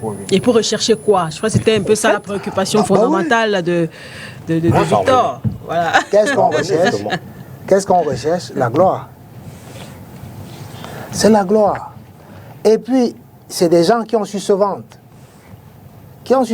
Parce qu'après, au bout de ça, il y a de l'argent. Je donne un exemple simple. Francis Ngannou n'est pas le premier Camerounais à être champion du monde.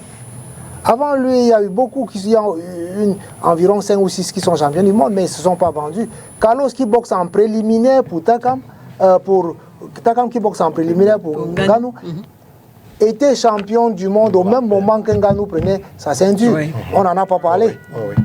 Vous comprenez? Le problème, c'est qu'autour de Francis, il y a un grand marketing, et autour de l'autre aussi, de Fury. Voilà, on challenge deux personnes qui sont les plus vues dans le monde et pour avoir encore plus de vues, n'est-ce pas? Et semer le doute dans ta tête comme ça se présente maintenant. Après ça, on verra la suite. Donc, en fait, ça n'impacte la carrière d'aucun d'entre eux. Puisque ça n'entre pas dans le classement. Ça n'impacte la carrière d'aucun d'entre eux. Et ils vont faire un combat. Chacun, maintenant, c'est une volonté personnelle d'orgueil. Chacun voudrait sortir de là avec une victoire. Et pour dire, oh, quand même, c'est moi tel. Voilà. Donc, il y aura toujours ces challenges. Il y a quand même quelque chose qu'il a soulevé, coach. Oui. Si, par exemple, Fury venait à perdre ce combat, est-ce qu'il ne pourrait pas avoir des répercussions?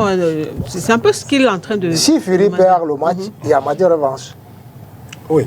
Dans quel intérêt après? Dans l'intérêt qu'il reprenne sa place. Parce que s'il perd le combat, écoute, si Fury perd le combat, ça veut simplement dire que dans son palmarès, il y a une défaite face à Francis Ngannou.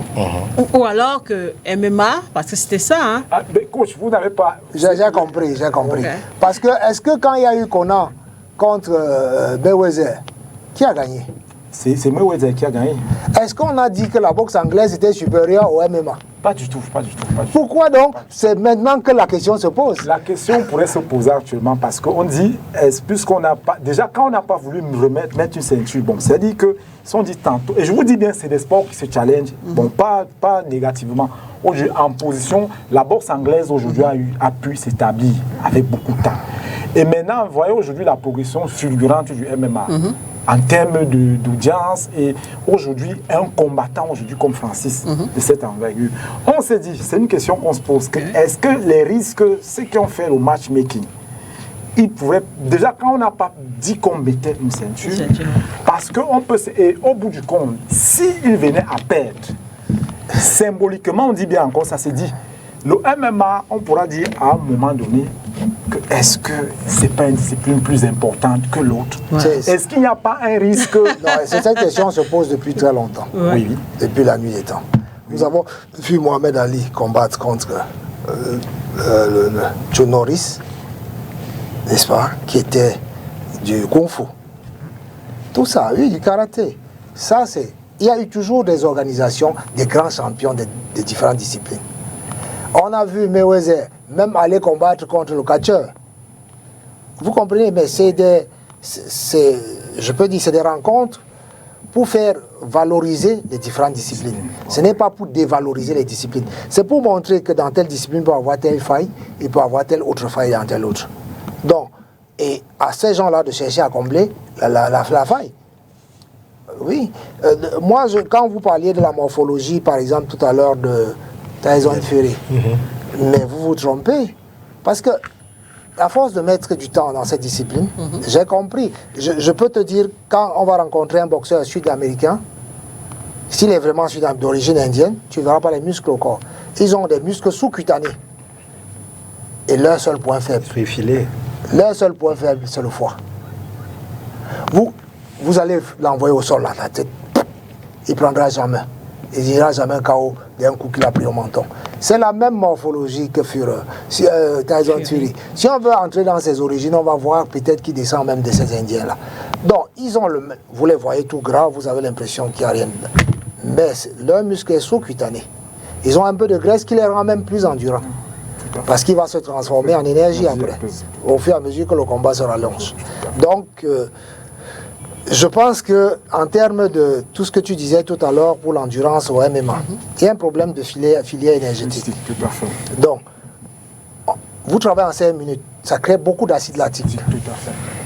Ici, on travaille en 3 minutes, on récupère et on va en 3 minutes. 3 minutes intenses crée pas autant d'acide lactique au MMA, vous comprenez? Et on a un temps de récupération au repas. Donc, c'est comme des coureurs de fond et des coureurs de vitesse, de demi-fond et des coureurs de vitesse, un 400 m/h et un gars qui fait 1500, qui fait à peu près. Vous comprenez, le gars de 400, il va faire 400, il récupère.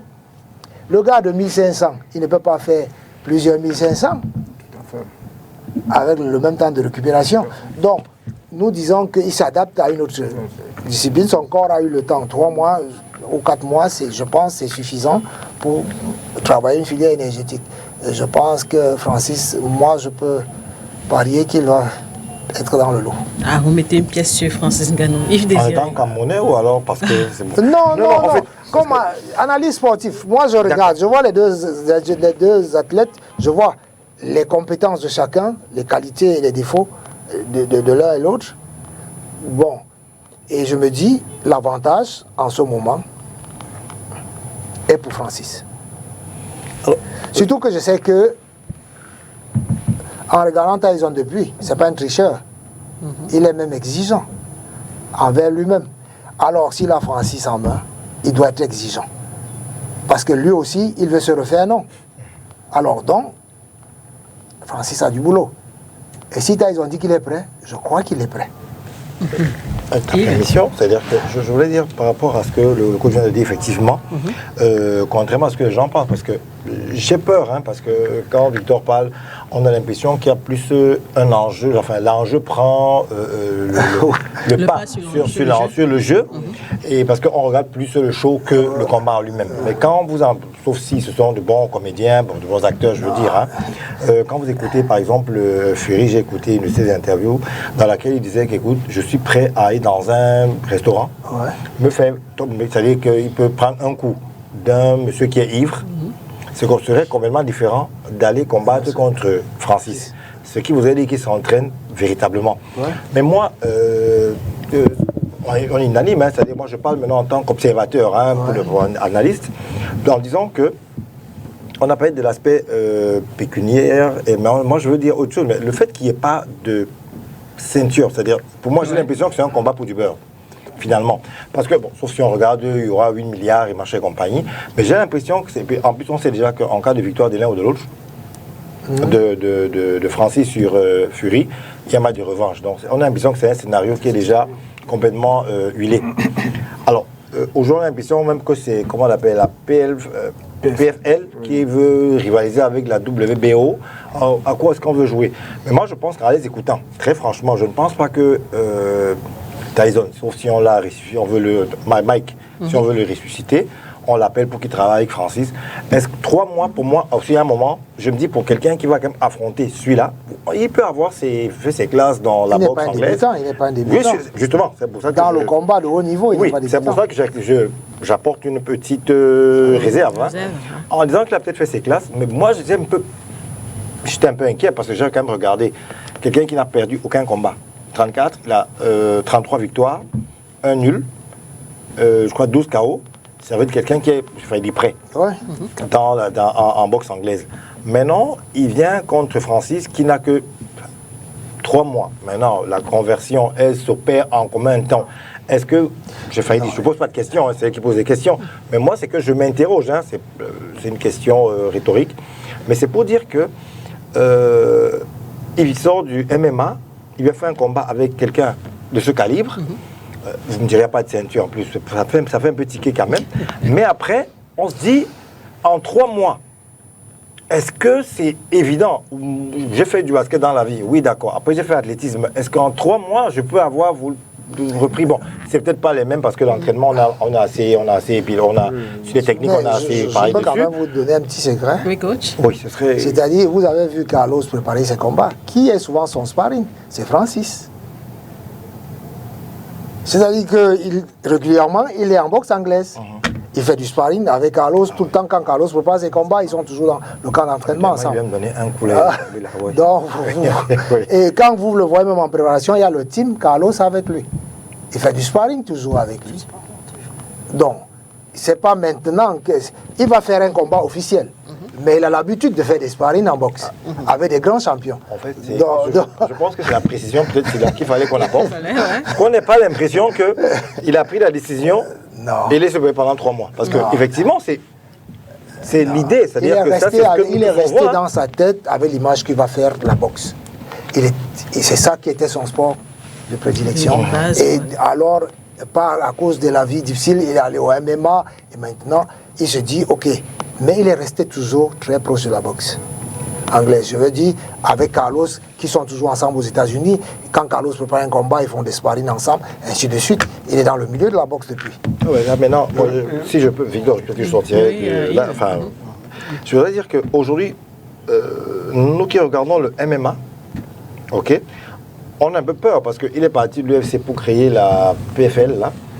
Maintenant, enfin, pas créé, il en est le directeur Afrique, et voilà. Mais est-ce que c'est une reconversion définitive ou c'est juste un combat, il est reparti vers la boxe pour un combat? Parce que ça, c'est l'autre préoccupation. On se demande, est-ce qu'il va donc laisser tomber le MMA pour aller en boxe anglaise? Non, c'est pas ou ça. alors, quel serait donc... C'est pas ça son projet.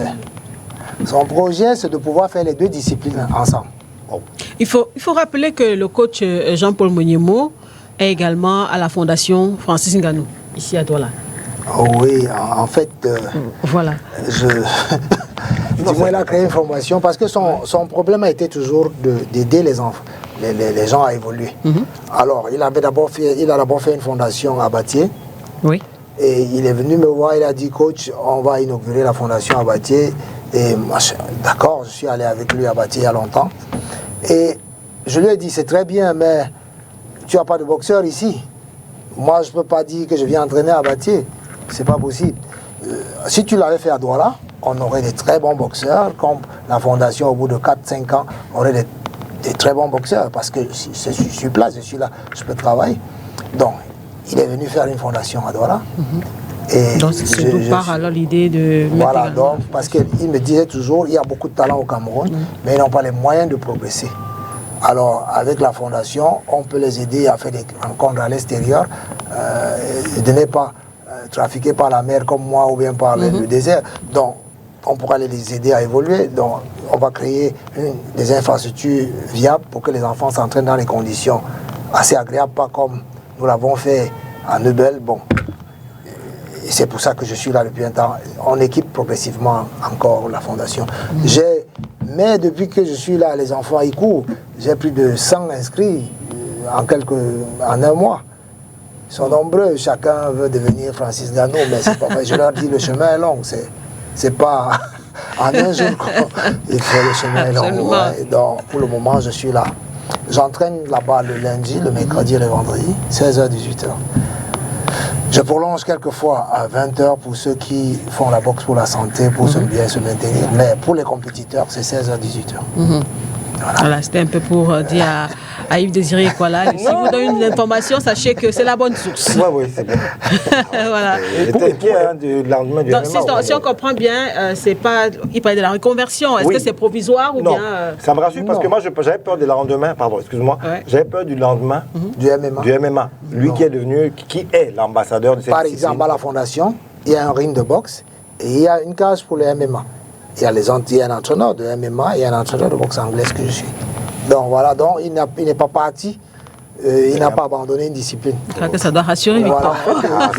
C'est rassurant. Je vais encore apporter. En fait, le MMA, je vais parler de quelque chose qui est un cas pratique. Par exemple, actuellement, nous avons une organisation professionnelle, Ingrim Fighting Championship. Nous préparons la 18e édition là, ici le 25. J'ai des boxeurs actuellement. Parce que je suis à la base entraîneur de boxe pied-point. Ah, d'accord. Mais attention, j'ai eu à avoir à un passé un club de gars qui participent au tournoi de boxe anglaise. Donc pour vous dire quoi, actuellement, j'ai des gars, on faisait des sparring en boxe anglaise. Pour vous dire quoi, il faut bien qu'on explique un peu. En fait, le MMA et la boxe anglaise, on aura facilement, j'ai même plaidé, je suis en train de voir cette approche avec la boxe anglaise. On aura forcément les mêmes adeptes avec le temps. Parce que moi, j'ai eu par exemple, dans mon propre club, des gars qui boxaient en anglaise. Et ils s'en sortaient. Et les gens pensaient, comme on dit, quand ils venaient boxer, ils faisaient de la boxe pied-point. Mais quand ils venaient faire on me chambrait au départ. Je leur avais dit que on va un peu faire un essai pour vous montrer que ces gars, vous ne les traînez pas. Ils s'entraînent dans le style de la boxe régulièrement. Je vais affilier un club et je l'ai fait.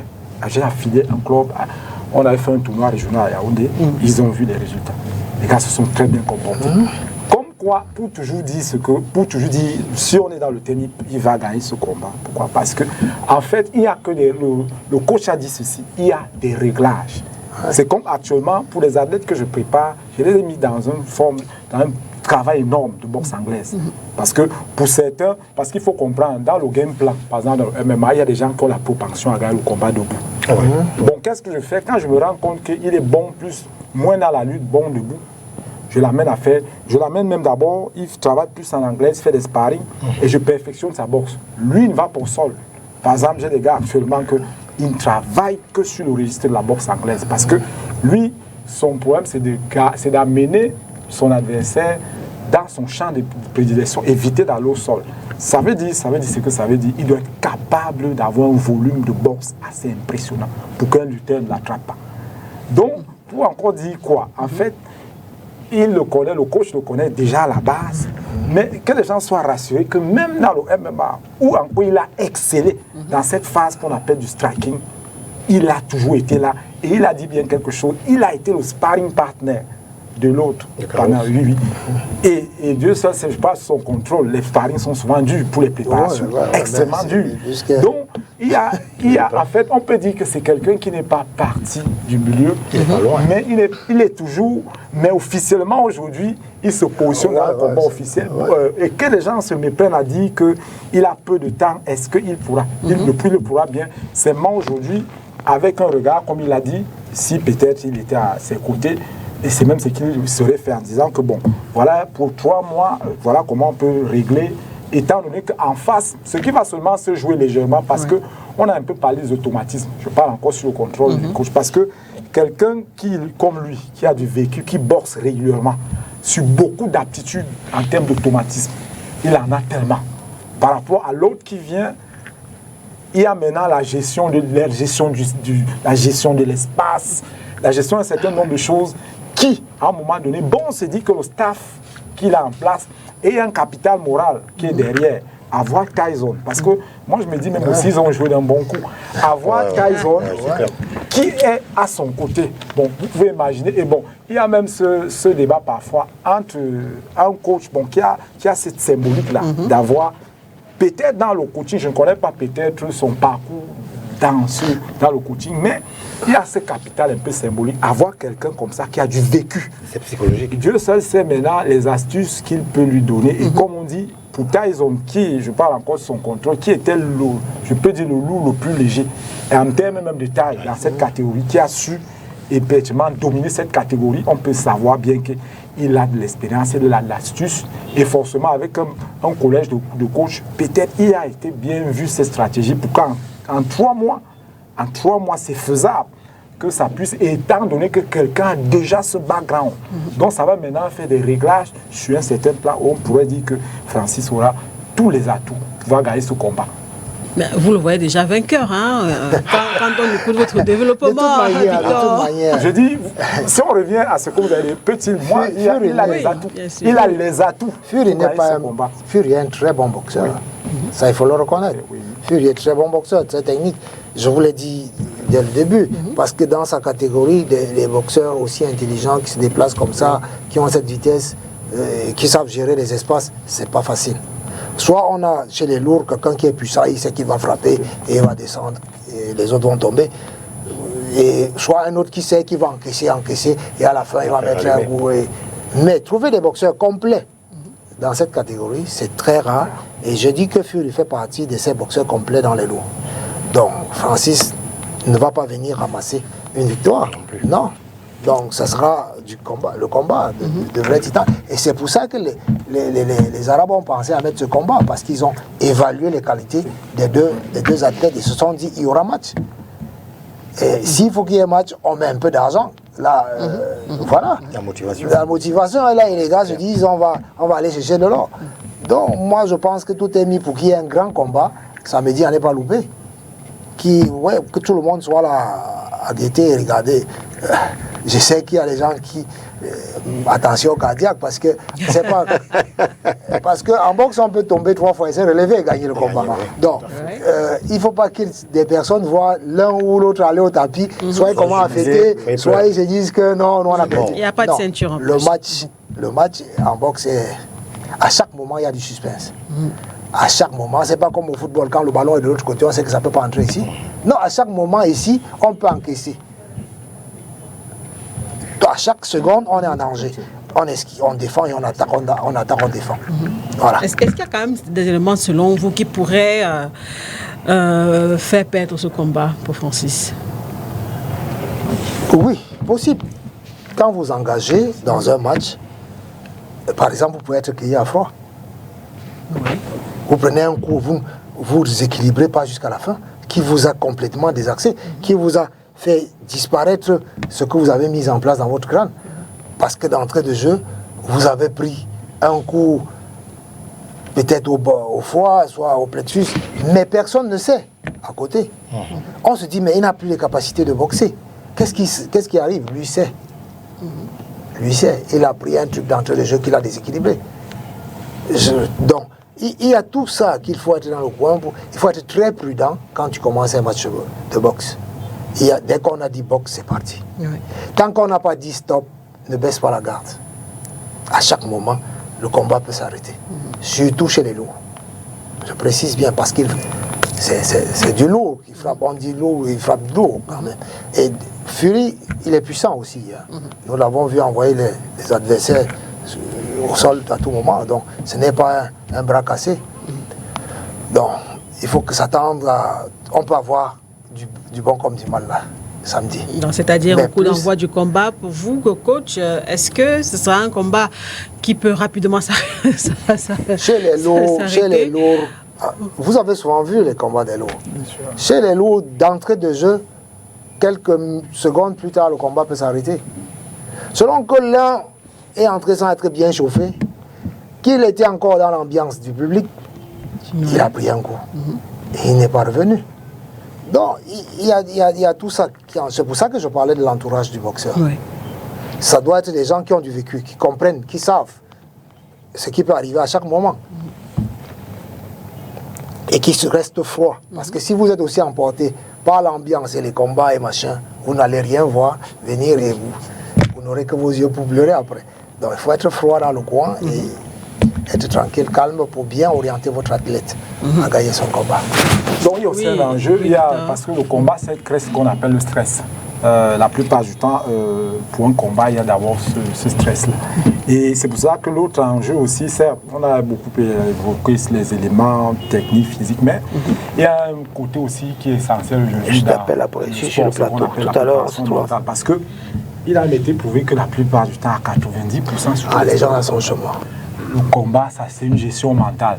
Donc, on peut dire aussi la crainte peut se jouer aussi cet aspect mental. Parce qu'il y a un point de gestion de stress jusqu'à présent, d'entrée de jeu.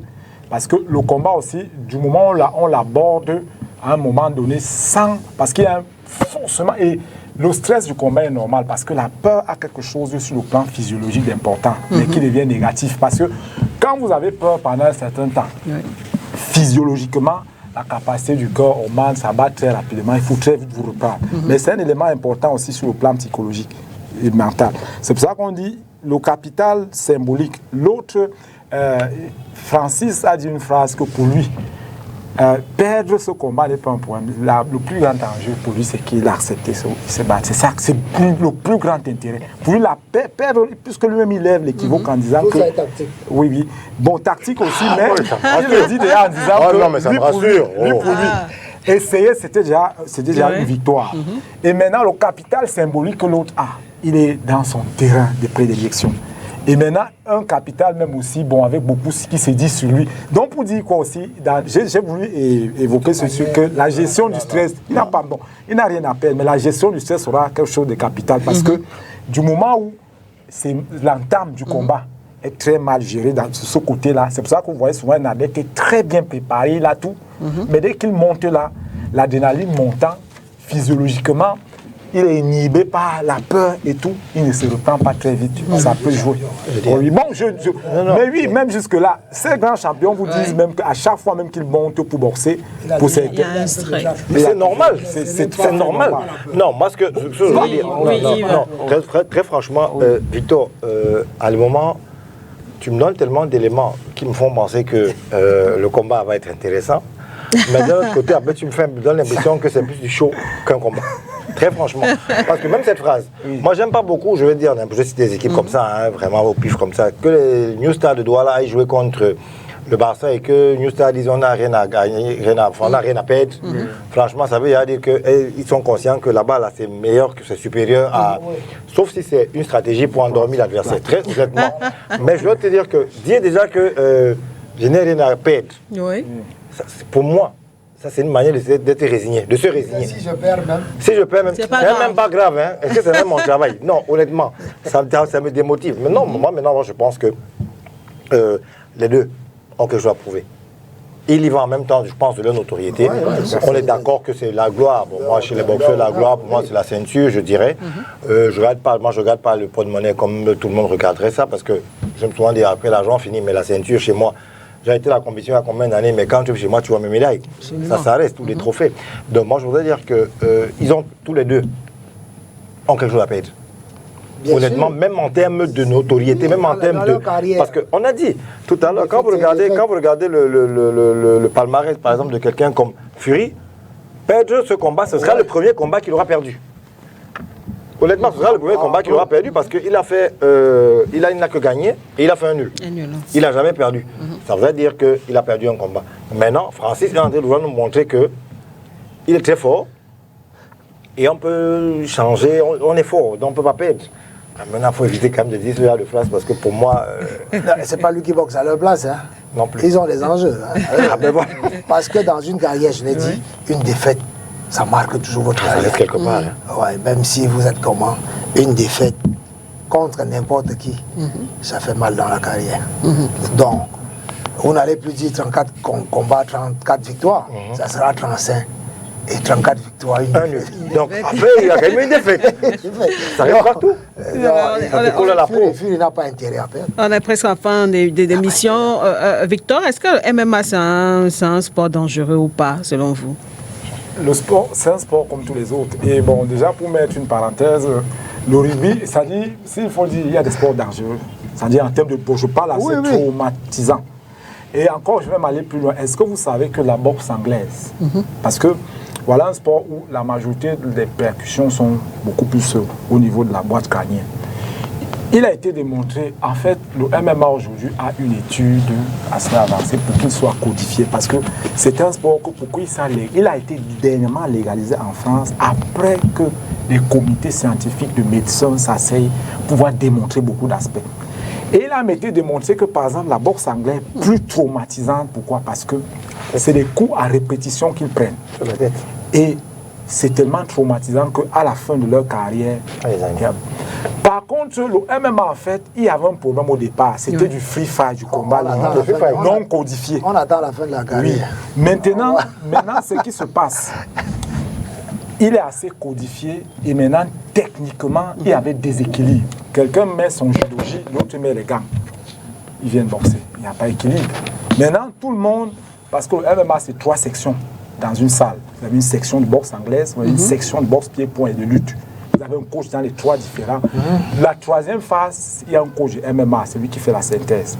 Donc ça veut dire que techniquement, les combattants ont évolué aujourd'hui parce que plus techniquement vous êtes bon dans la défense, vous encaissez moins de coups. Parce qu'il y a aussi un problème. Les gens prennent des coups, on pense que c'est des coups qui sont durs, mais parfois c'est le système de défense qui n'est pas bon. Parfois. Donc, il y a cet aspect-là. Plus on perfectionne son système de défense, moins on prend aussi des coups. On peut les éviter. Et entre-temps, maintenant, le MMA s'est codifié sur le plan technique, il a beaucoup avancé. Sur le plan de l'entraînement.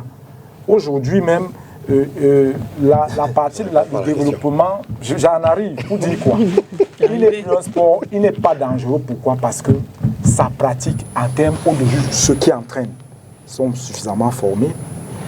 Le contenu médical aujourd'hui qu'on met pour le suivi est assez, parce que actuellement des examens qu'on peut faire, par exemple aujourd'hui moi en tant que directeur technique pour une compétition, il y a plus d'examens en termes pour voir le niveau de santé d'un athlète, parce que avant, pendant et après les combats.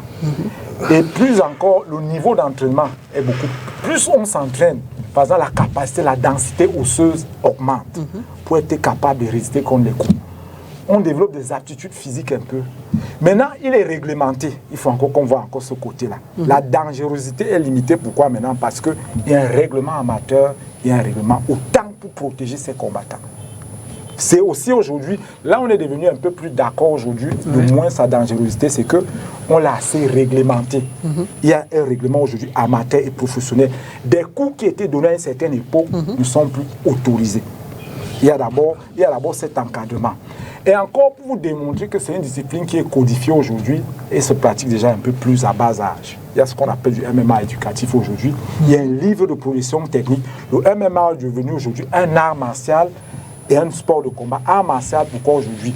Actuellement, on a un livre codifié où on a du grade de la ceinture blanche jusqu'à la ceinture noire. Parce qu'il y a d'abord des enseignements techniques et éducatifs pour les enfants.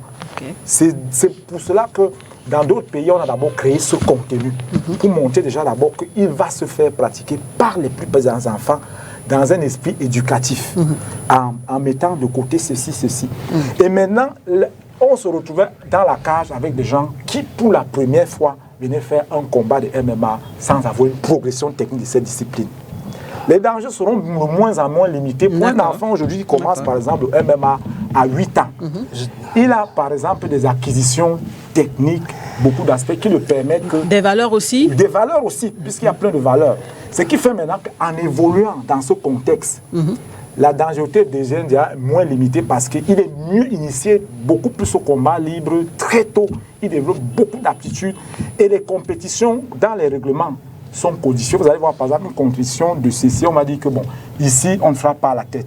Là-bas, on ne frappe pas à la tête. Ici, on ne passe pas un échangement. Ici, en avançant comme ça, dans cet esprit, en les éduquant dans les valeurs, il grandit. Maintenant, l'UFC, les gens ont commencé à voir la dangerosité du MMA parce que l'UFC a été un temps soit peu le vecteur de cette discipline. Alors que l'UFC aujourd'hui, l'UFC a existé à une période où, alors qu'actuellement maintenant il y a le développement du MMA amateur, qui a une fédération par exemple internationale. Et vous allez voir par exemple que pour les amateurs, ils ont des protections. Ça fait qu'ils progressent doucement pour être protégés, après enlever et passer en professionnel. Et maintenant, en professionnel, c'est pour dire que, je vais terminer s'il vous plaît, en disant que la dangerosité est limitée. Ça reste un sport dangereux. Dangereux, mais limité aujourd'hui avec un encadrement qui permet qu'en même temps les enfants puissent le pratiquer, les femmes le pratiquent, on le fait pour la forme, on le fait pour la santé. D'accord, merci bien Victor. Coach, vous souhaitez réagir? Oui, parce que là, il m'a provoqué, il a dit que la boxe anglaise est dangereuse, on frappe à la tête, on machin et tout ça. D'accord, c'est un sujet que j'ai souvent eu à rencontrer. C'est lui-même, je ne prends que ce qu'il a dit. Est-ce qu'on frappe du genou à la tête de chevaux? Oui. Est-ce qu'on frappe du coude à la tête de chevaux? Oui. Est-ce que vos gants sont plus petits que chez nous? Ils sont plus petits, oui. Chez nous, c'est suffisant. Même le bébé de la maternelle peut comprendre que c'est plus dangereux que la boxe anglaise. La boxe anglaise, il y a les gants sont rembourrés et étudiés tous les jours. C'est pour ça que quand vous prenez un coup, prenez les gants, vous donnez un coup, vous n'aurez pas mal ici. L'impact se produit dans l'ensemble du corps. C'est reparti dans l'ensemble du corps. Ça veut dire que la douleur est équilibrée sur l'ensemble du corps. Ça, c'est d'un. De deux, la visite médicale, comme vous l'avez bien dit, chez nous, c'est automatique de faire. Vous passez d'abord, vous êtes d'abord apte à la visite et à la pesée avant d'aller boxer. Avant, après. Pendant le combat, il y a un médecin. Maintenant, je me situe par rapport à l'ONS, l'Organisation mondiale de la santé, qui classe des sports dangereux. La boxe professionnelle est classée comme 9e sport dangereux. Il y a les sports mécaniques qui passent avant. Il y a l'alpinisme qui passe avant. Il y a plein d'autres sports. Que vous pensez ne même pas être dans. Le football passe en 6e. Je vous donne une simple raison. Moi, j'ai vu les footballeurs mourir sur le stade. Bon, chez nous, vous n'allez pas me dire que vous avez vu un boxeur mourir sur un ring. Je veux dire que c'est assez protégé. Parce que quand je saute au football pour jouer de la tête, je sais parce que j'ai dans ma nuque. Et un autre qui vient aussi cogner. Et il y a trop d'accidents qui arrivent là-bas. Je dis parce que je l'ai joué aussi au football, hein, c'était bon niveau. En passant, le judo, comme vous dites là, aller au sol et machin. Moi, j'ai fait le judo parce qu'il n'y avait pas la boxe aux Jeux scolaires. J'ai fait le judo jusqu'à un certain niveau, ceinture noire de judo. Ce qui fait que je connais bien la différence entre ces différents sports de combat. Donc, là où il y a la dangerosité, c'est plutôt au judo que j'ai eu mal à l'épaule. Je n'ai jamais rien eu à la boxe. Vous comprenez? Donc, la progression, comme vous dites, dans l'apprentissage de chaque discipline, te prépare à éviter les accidents. Mais quelle que soit la progression que vous pouvez avoir, il y a toujours un qui est plus dangereux que l'autre. Si on vous apprend à grimper, à faire l'alpinisme là, vous n'êtes jamais sûr de quel rouge va se décrocher pour que vous atterrissiez. Donc, la progression limite seulement la dangerosité de la discipline. C'était important. Il faut reconnaître que le MMA a encore du chemin à faire. Sur ce point. Sur ce point-là. Pour protéger ses athlètes. Ça, moi, c'est ce que je peux dire. C'est important, hein, puisqu'on parle quand même d'un combat qui oppose deux grands athlètes venant de deux disciplines différentes. C'était important quand même de repréciser un certain nombre de choses du côté de MMA comme du côté de la boxe. Et puis Victor a aussi insisté que MMA aussi, c'est pas seulement tout ce qu'on voit, mais il y a aussi des valeurs que ce sport véhicule. Je pense que votre président tient absolument à ça aussi. Voilà. Les valeurs de société, c'est du mix, c'est du mélange, c'est des valeurs sociales, de détermination, d'éducation même des enfants. C'est pour ça qu'on vous a dit aujourd'hui, il y a tout un pan qu'on appelle l'événement éducatif qui apprend effectivement l'apprentissage du sport, mais qui n'explique pas, apprend mais l'enfant a été mieux éduqué aux valeurs. C'est pour ça qu'on a intégré aujourd'hui, c'est une pratique même qui est suffisamment ici rayée parce qu'il y a toute une fédération internationale ici, l'International Mixed Martial Art Federation. verrez que c'est un sport aujourd'hui qui est à l'international et qui se bat même d'une manière aujourd'hui pour un jour pour devenir olympique. C'est parce qu'on intègre de plus en plus ces éléments d'éducation. Et comme je vous ai dit, il y a un autre élément qui est la pratique pour le sport. Il y a ce qu'on appelle du MMA fitness. C'est-à-dire qu'il y a une variante aujourd'hui du MMA qu'on peut faire pour perdre du poids. Pas toujours pour perdre du poids, pour être en santé. On peut perdre en masse et augmenter en poids. Alors pour terminer, coach, vous insistez, vous maintenez, vous mettez une pièce sur Francis Ngannou dans ce combat. Rien à faire. Je parie. C'est pas parce que c'est pas parce que c'est pas parce que c'est un Camerounais. Comme disait Yves, ou que vous l'avez aussi coaché. C'est vrai que je devais avoir, normalement, comme un être humain, un penchant pour le mien. Mais comme je vous dis tantôt, quand un entraîneur dans le coin, il doit être fort pour mieux observer et donner plus de chance à son athlète. J'observe froidement les qualités et les failles de Francis et ceux de Tyson Fury. Et je dis, il a une chance, Francis a une chance de gagner. Voilà. Victor, vous mettez une pièce également sur Francis Ngannou. Quel est le coach on ne partira pas à résister, tel le coach qui, puisqu'il a toutes ses chances, on a développé un certain nombre d'aspects ici qui militent en sa faveur. Il a toutes ses chances de pouvoir remporter ce combat. Surtout qu'il ne faut pas aller à la fin. Il ne faut pas aller au point. Surtout, c'est notre souhait. Avant la limite, il a plus de chances que de gagner au point. D'accord. Yves Désiré. Non, moi je veux dire tout simplement qu'après avoir écouté les experts dans les deux disciplines, boxe anglaise et MMA, je pense tout simplement qu'aujourd'hui on voit que ça va être un combat relativement équilibré, parce que chacun a ses chances, ses faiblesses, ses forces. Donc je pense qu'au-delà du show, comme on aurait pu penser, je pense que ce sera un combat très très enlevé.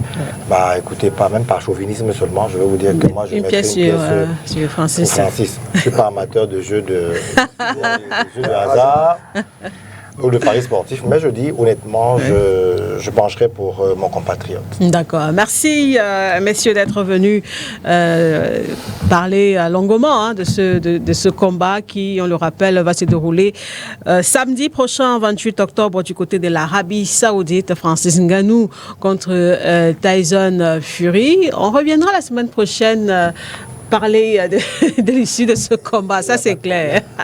Merci coach Jean-Paul Moniemo, Victor Boussi, merci d'être venu. Yves Désiré Ekwala qui est généralement avec nous, merci une fois de plus d'être là. Merci à Adonis Yamen qui a su la réalisation ce soir. Amis sportifs, merci de nous avoir regardés. À la semaine prochaine, au revoir.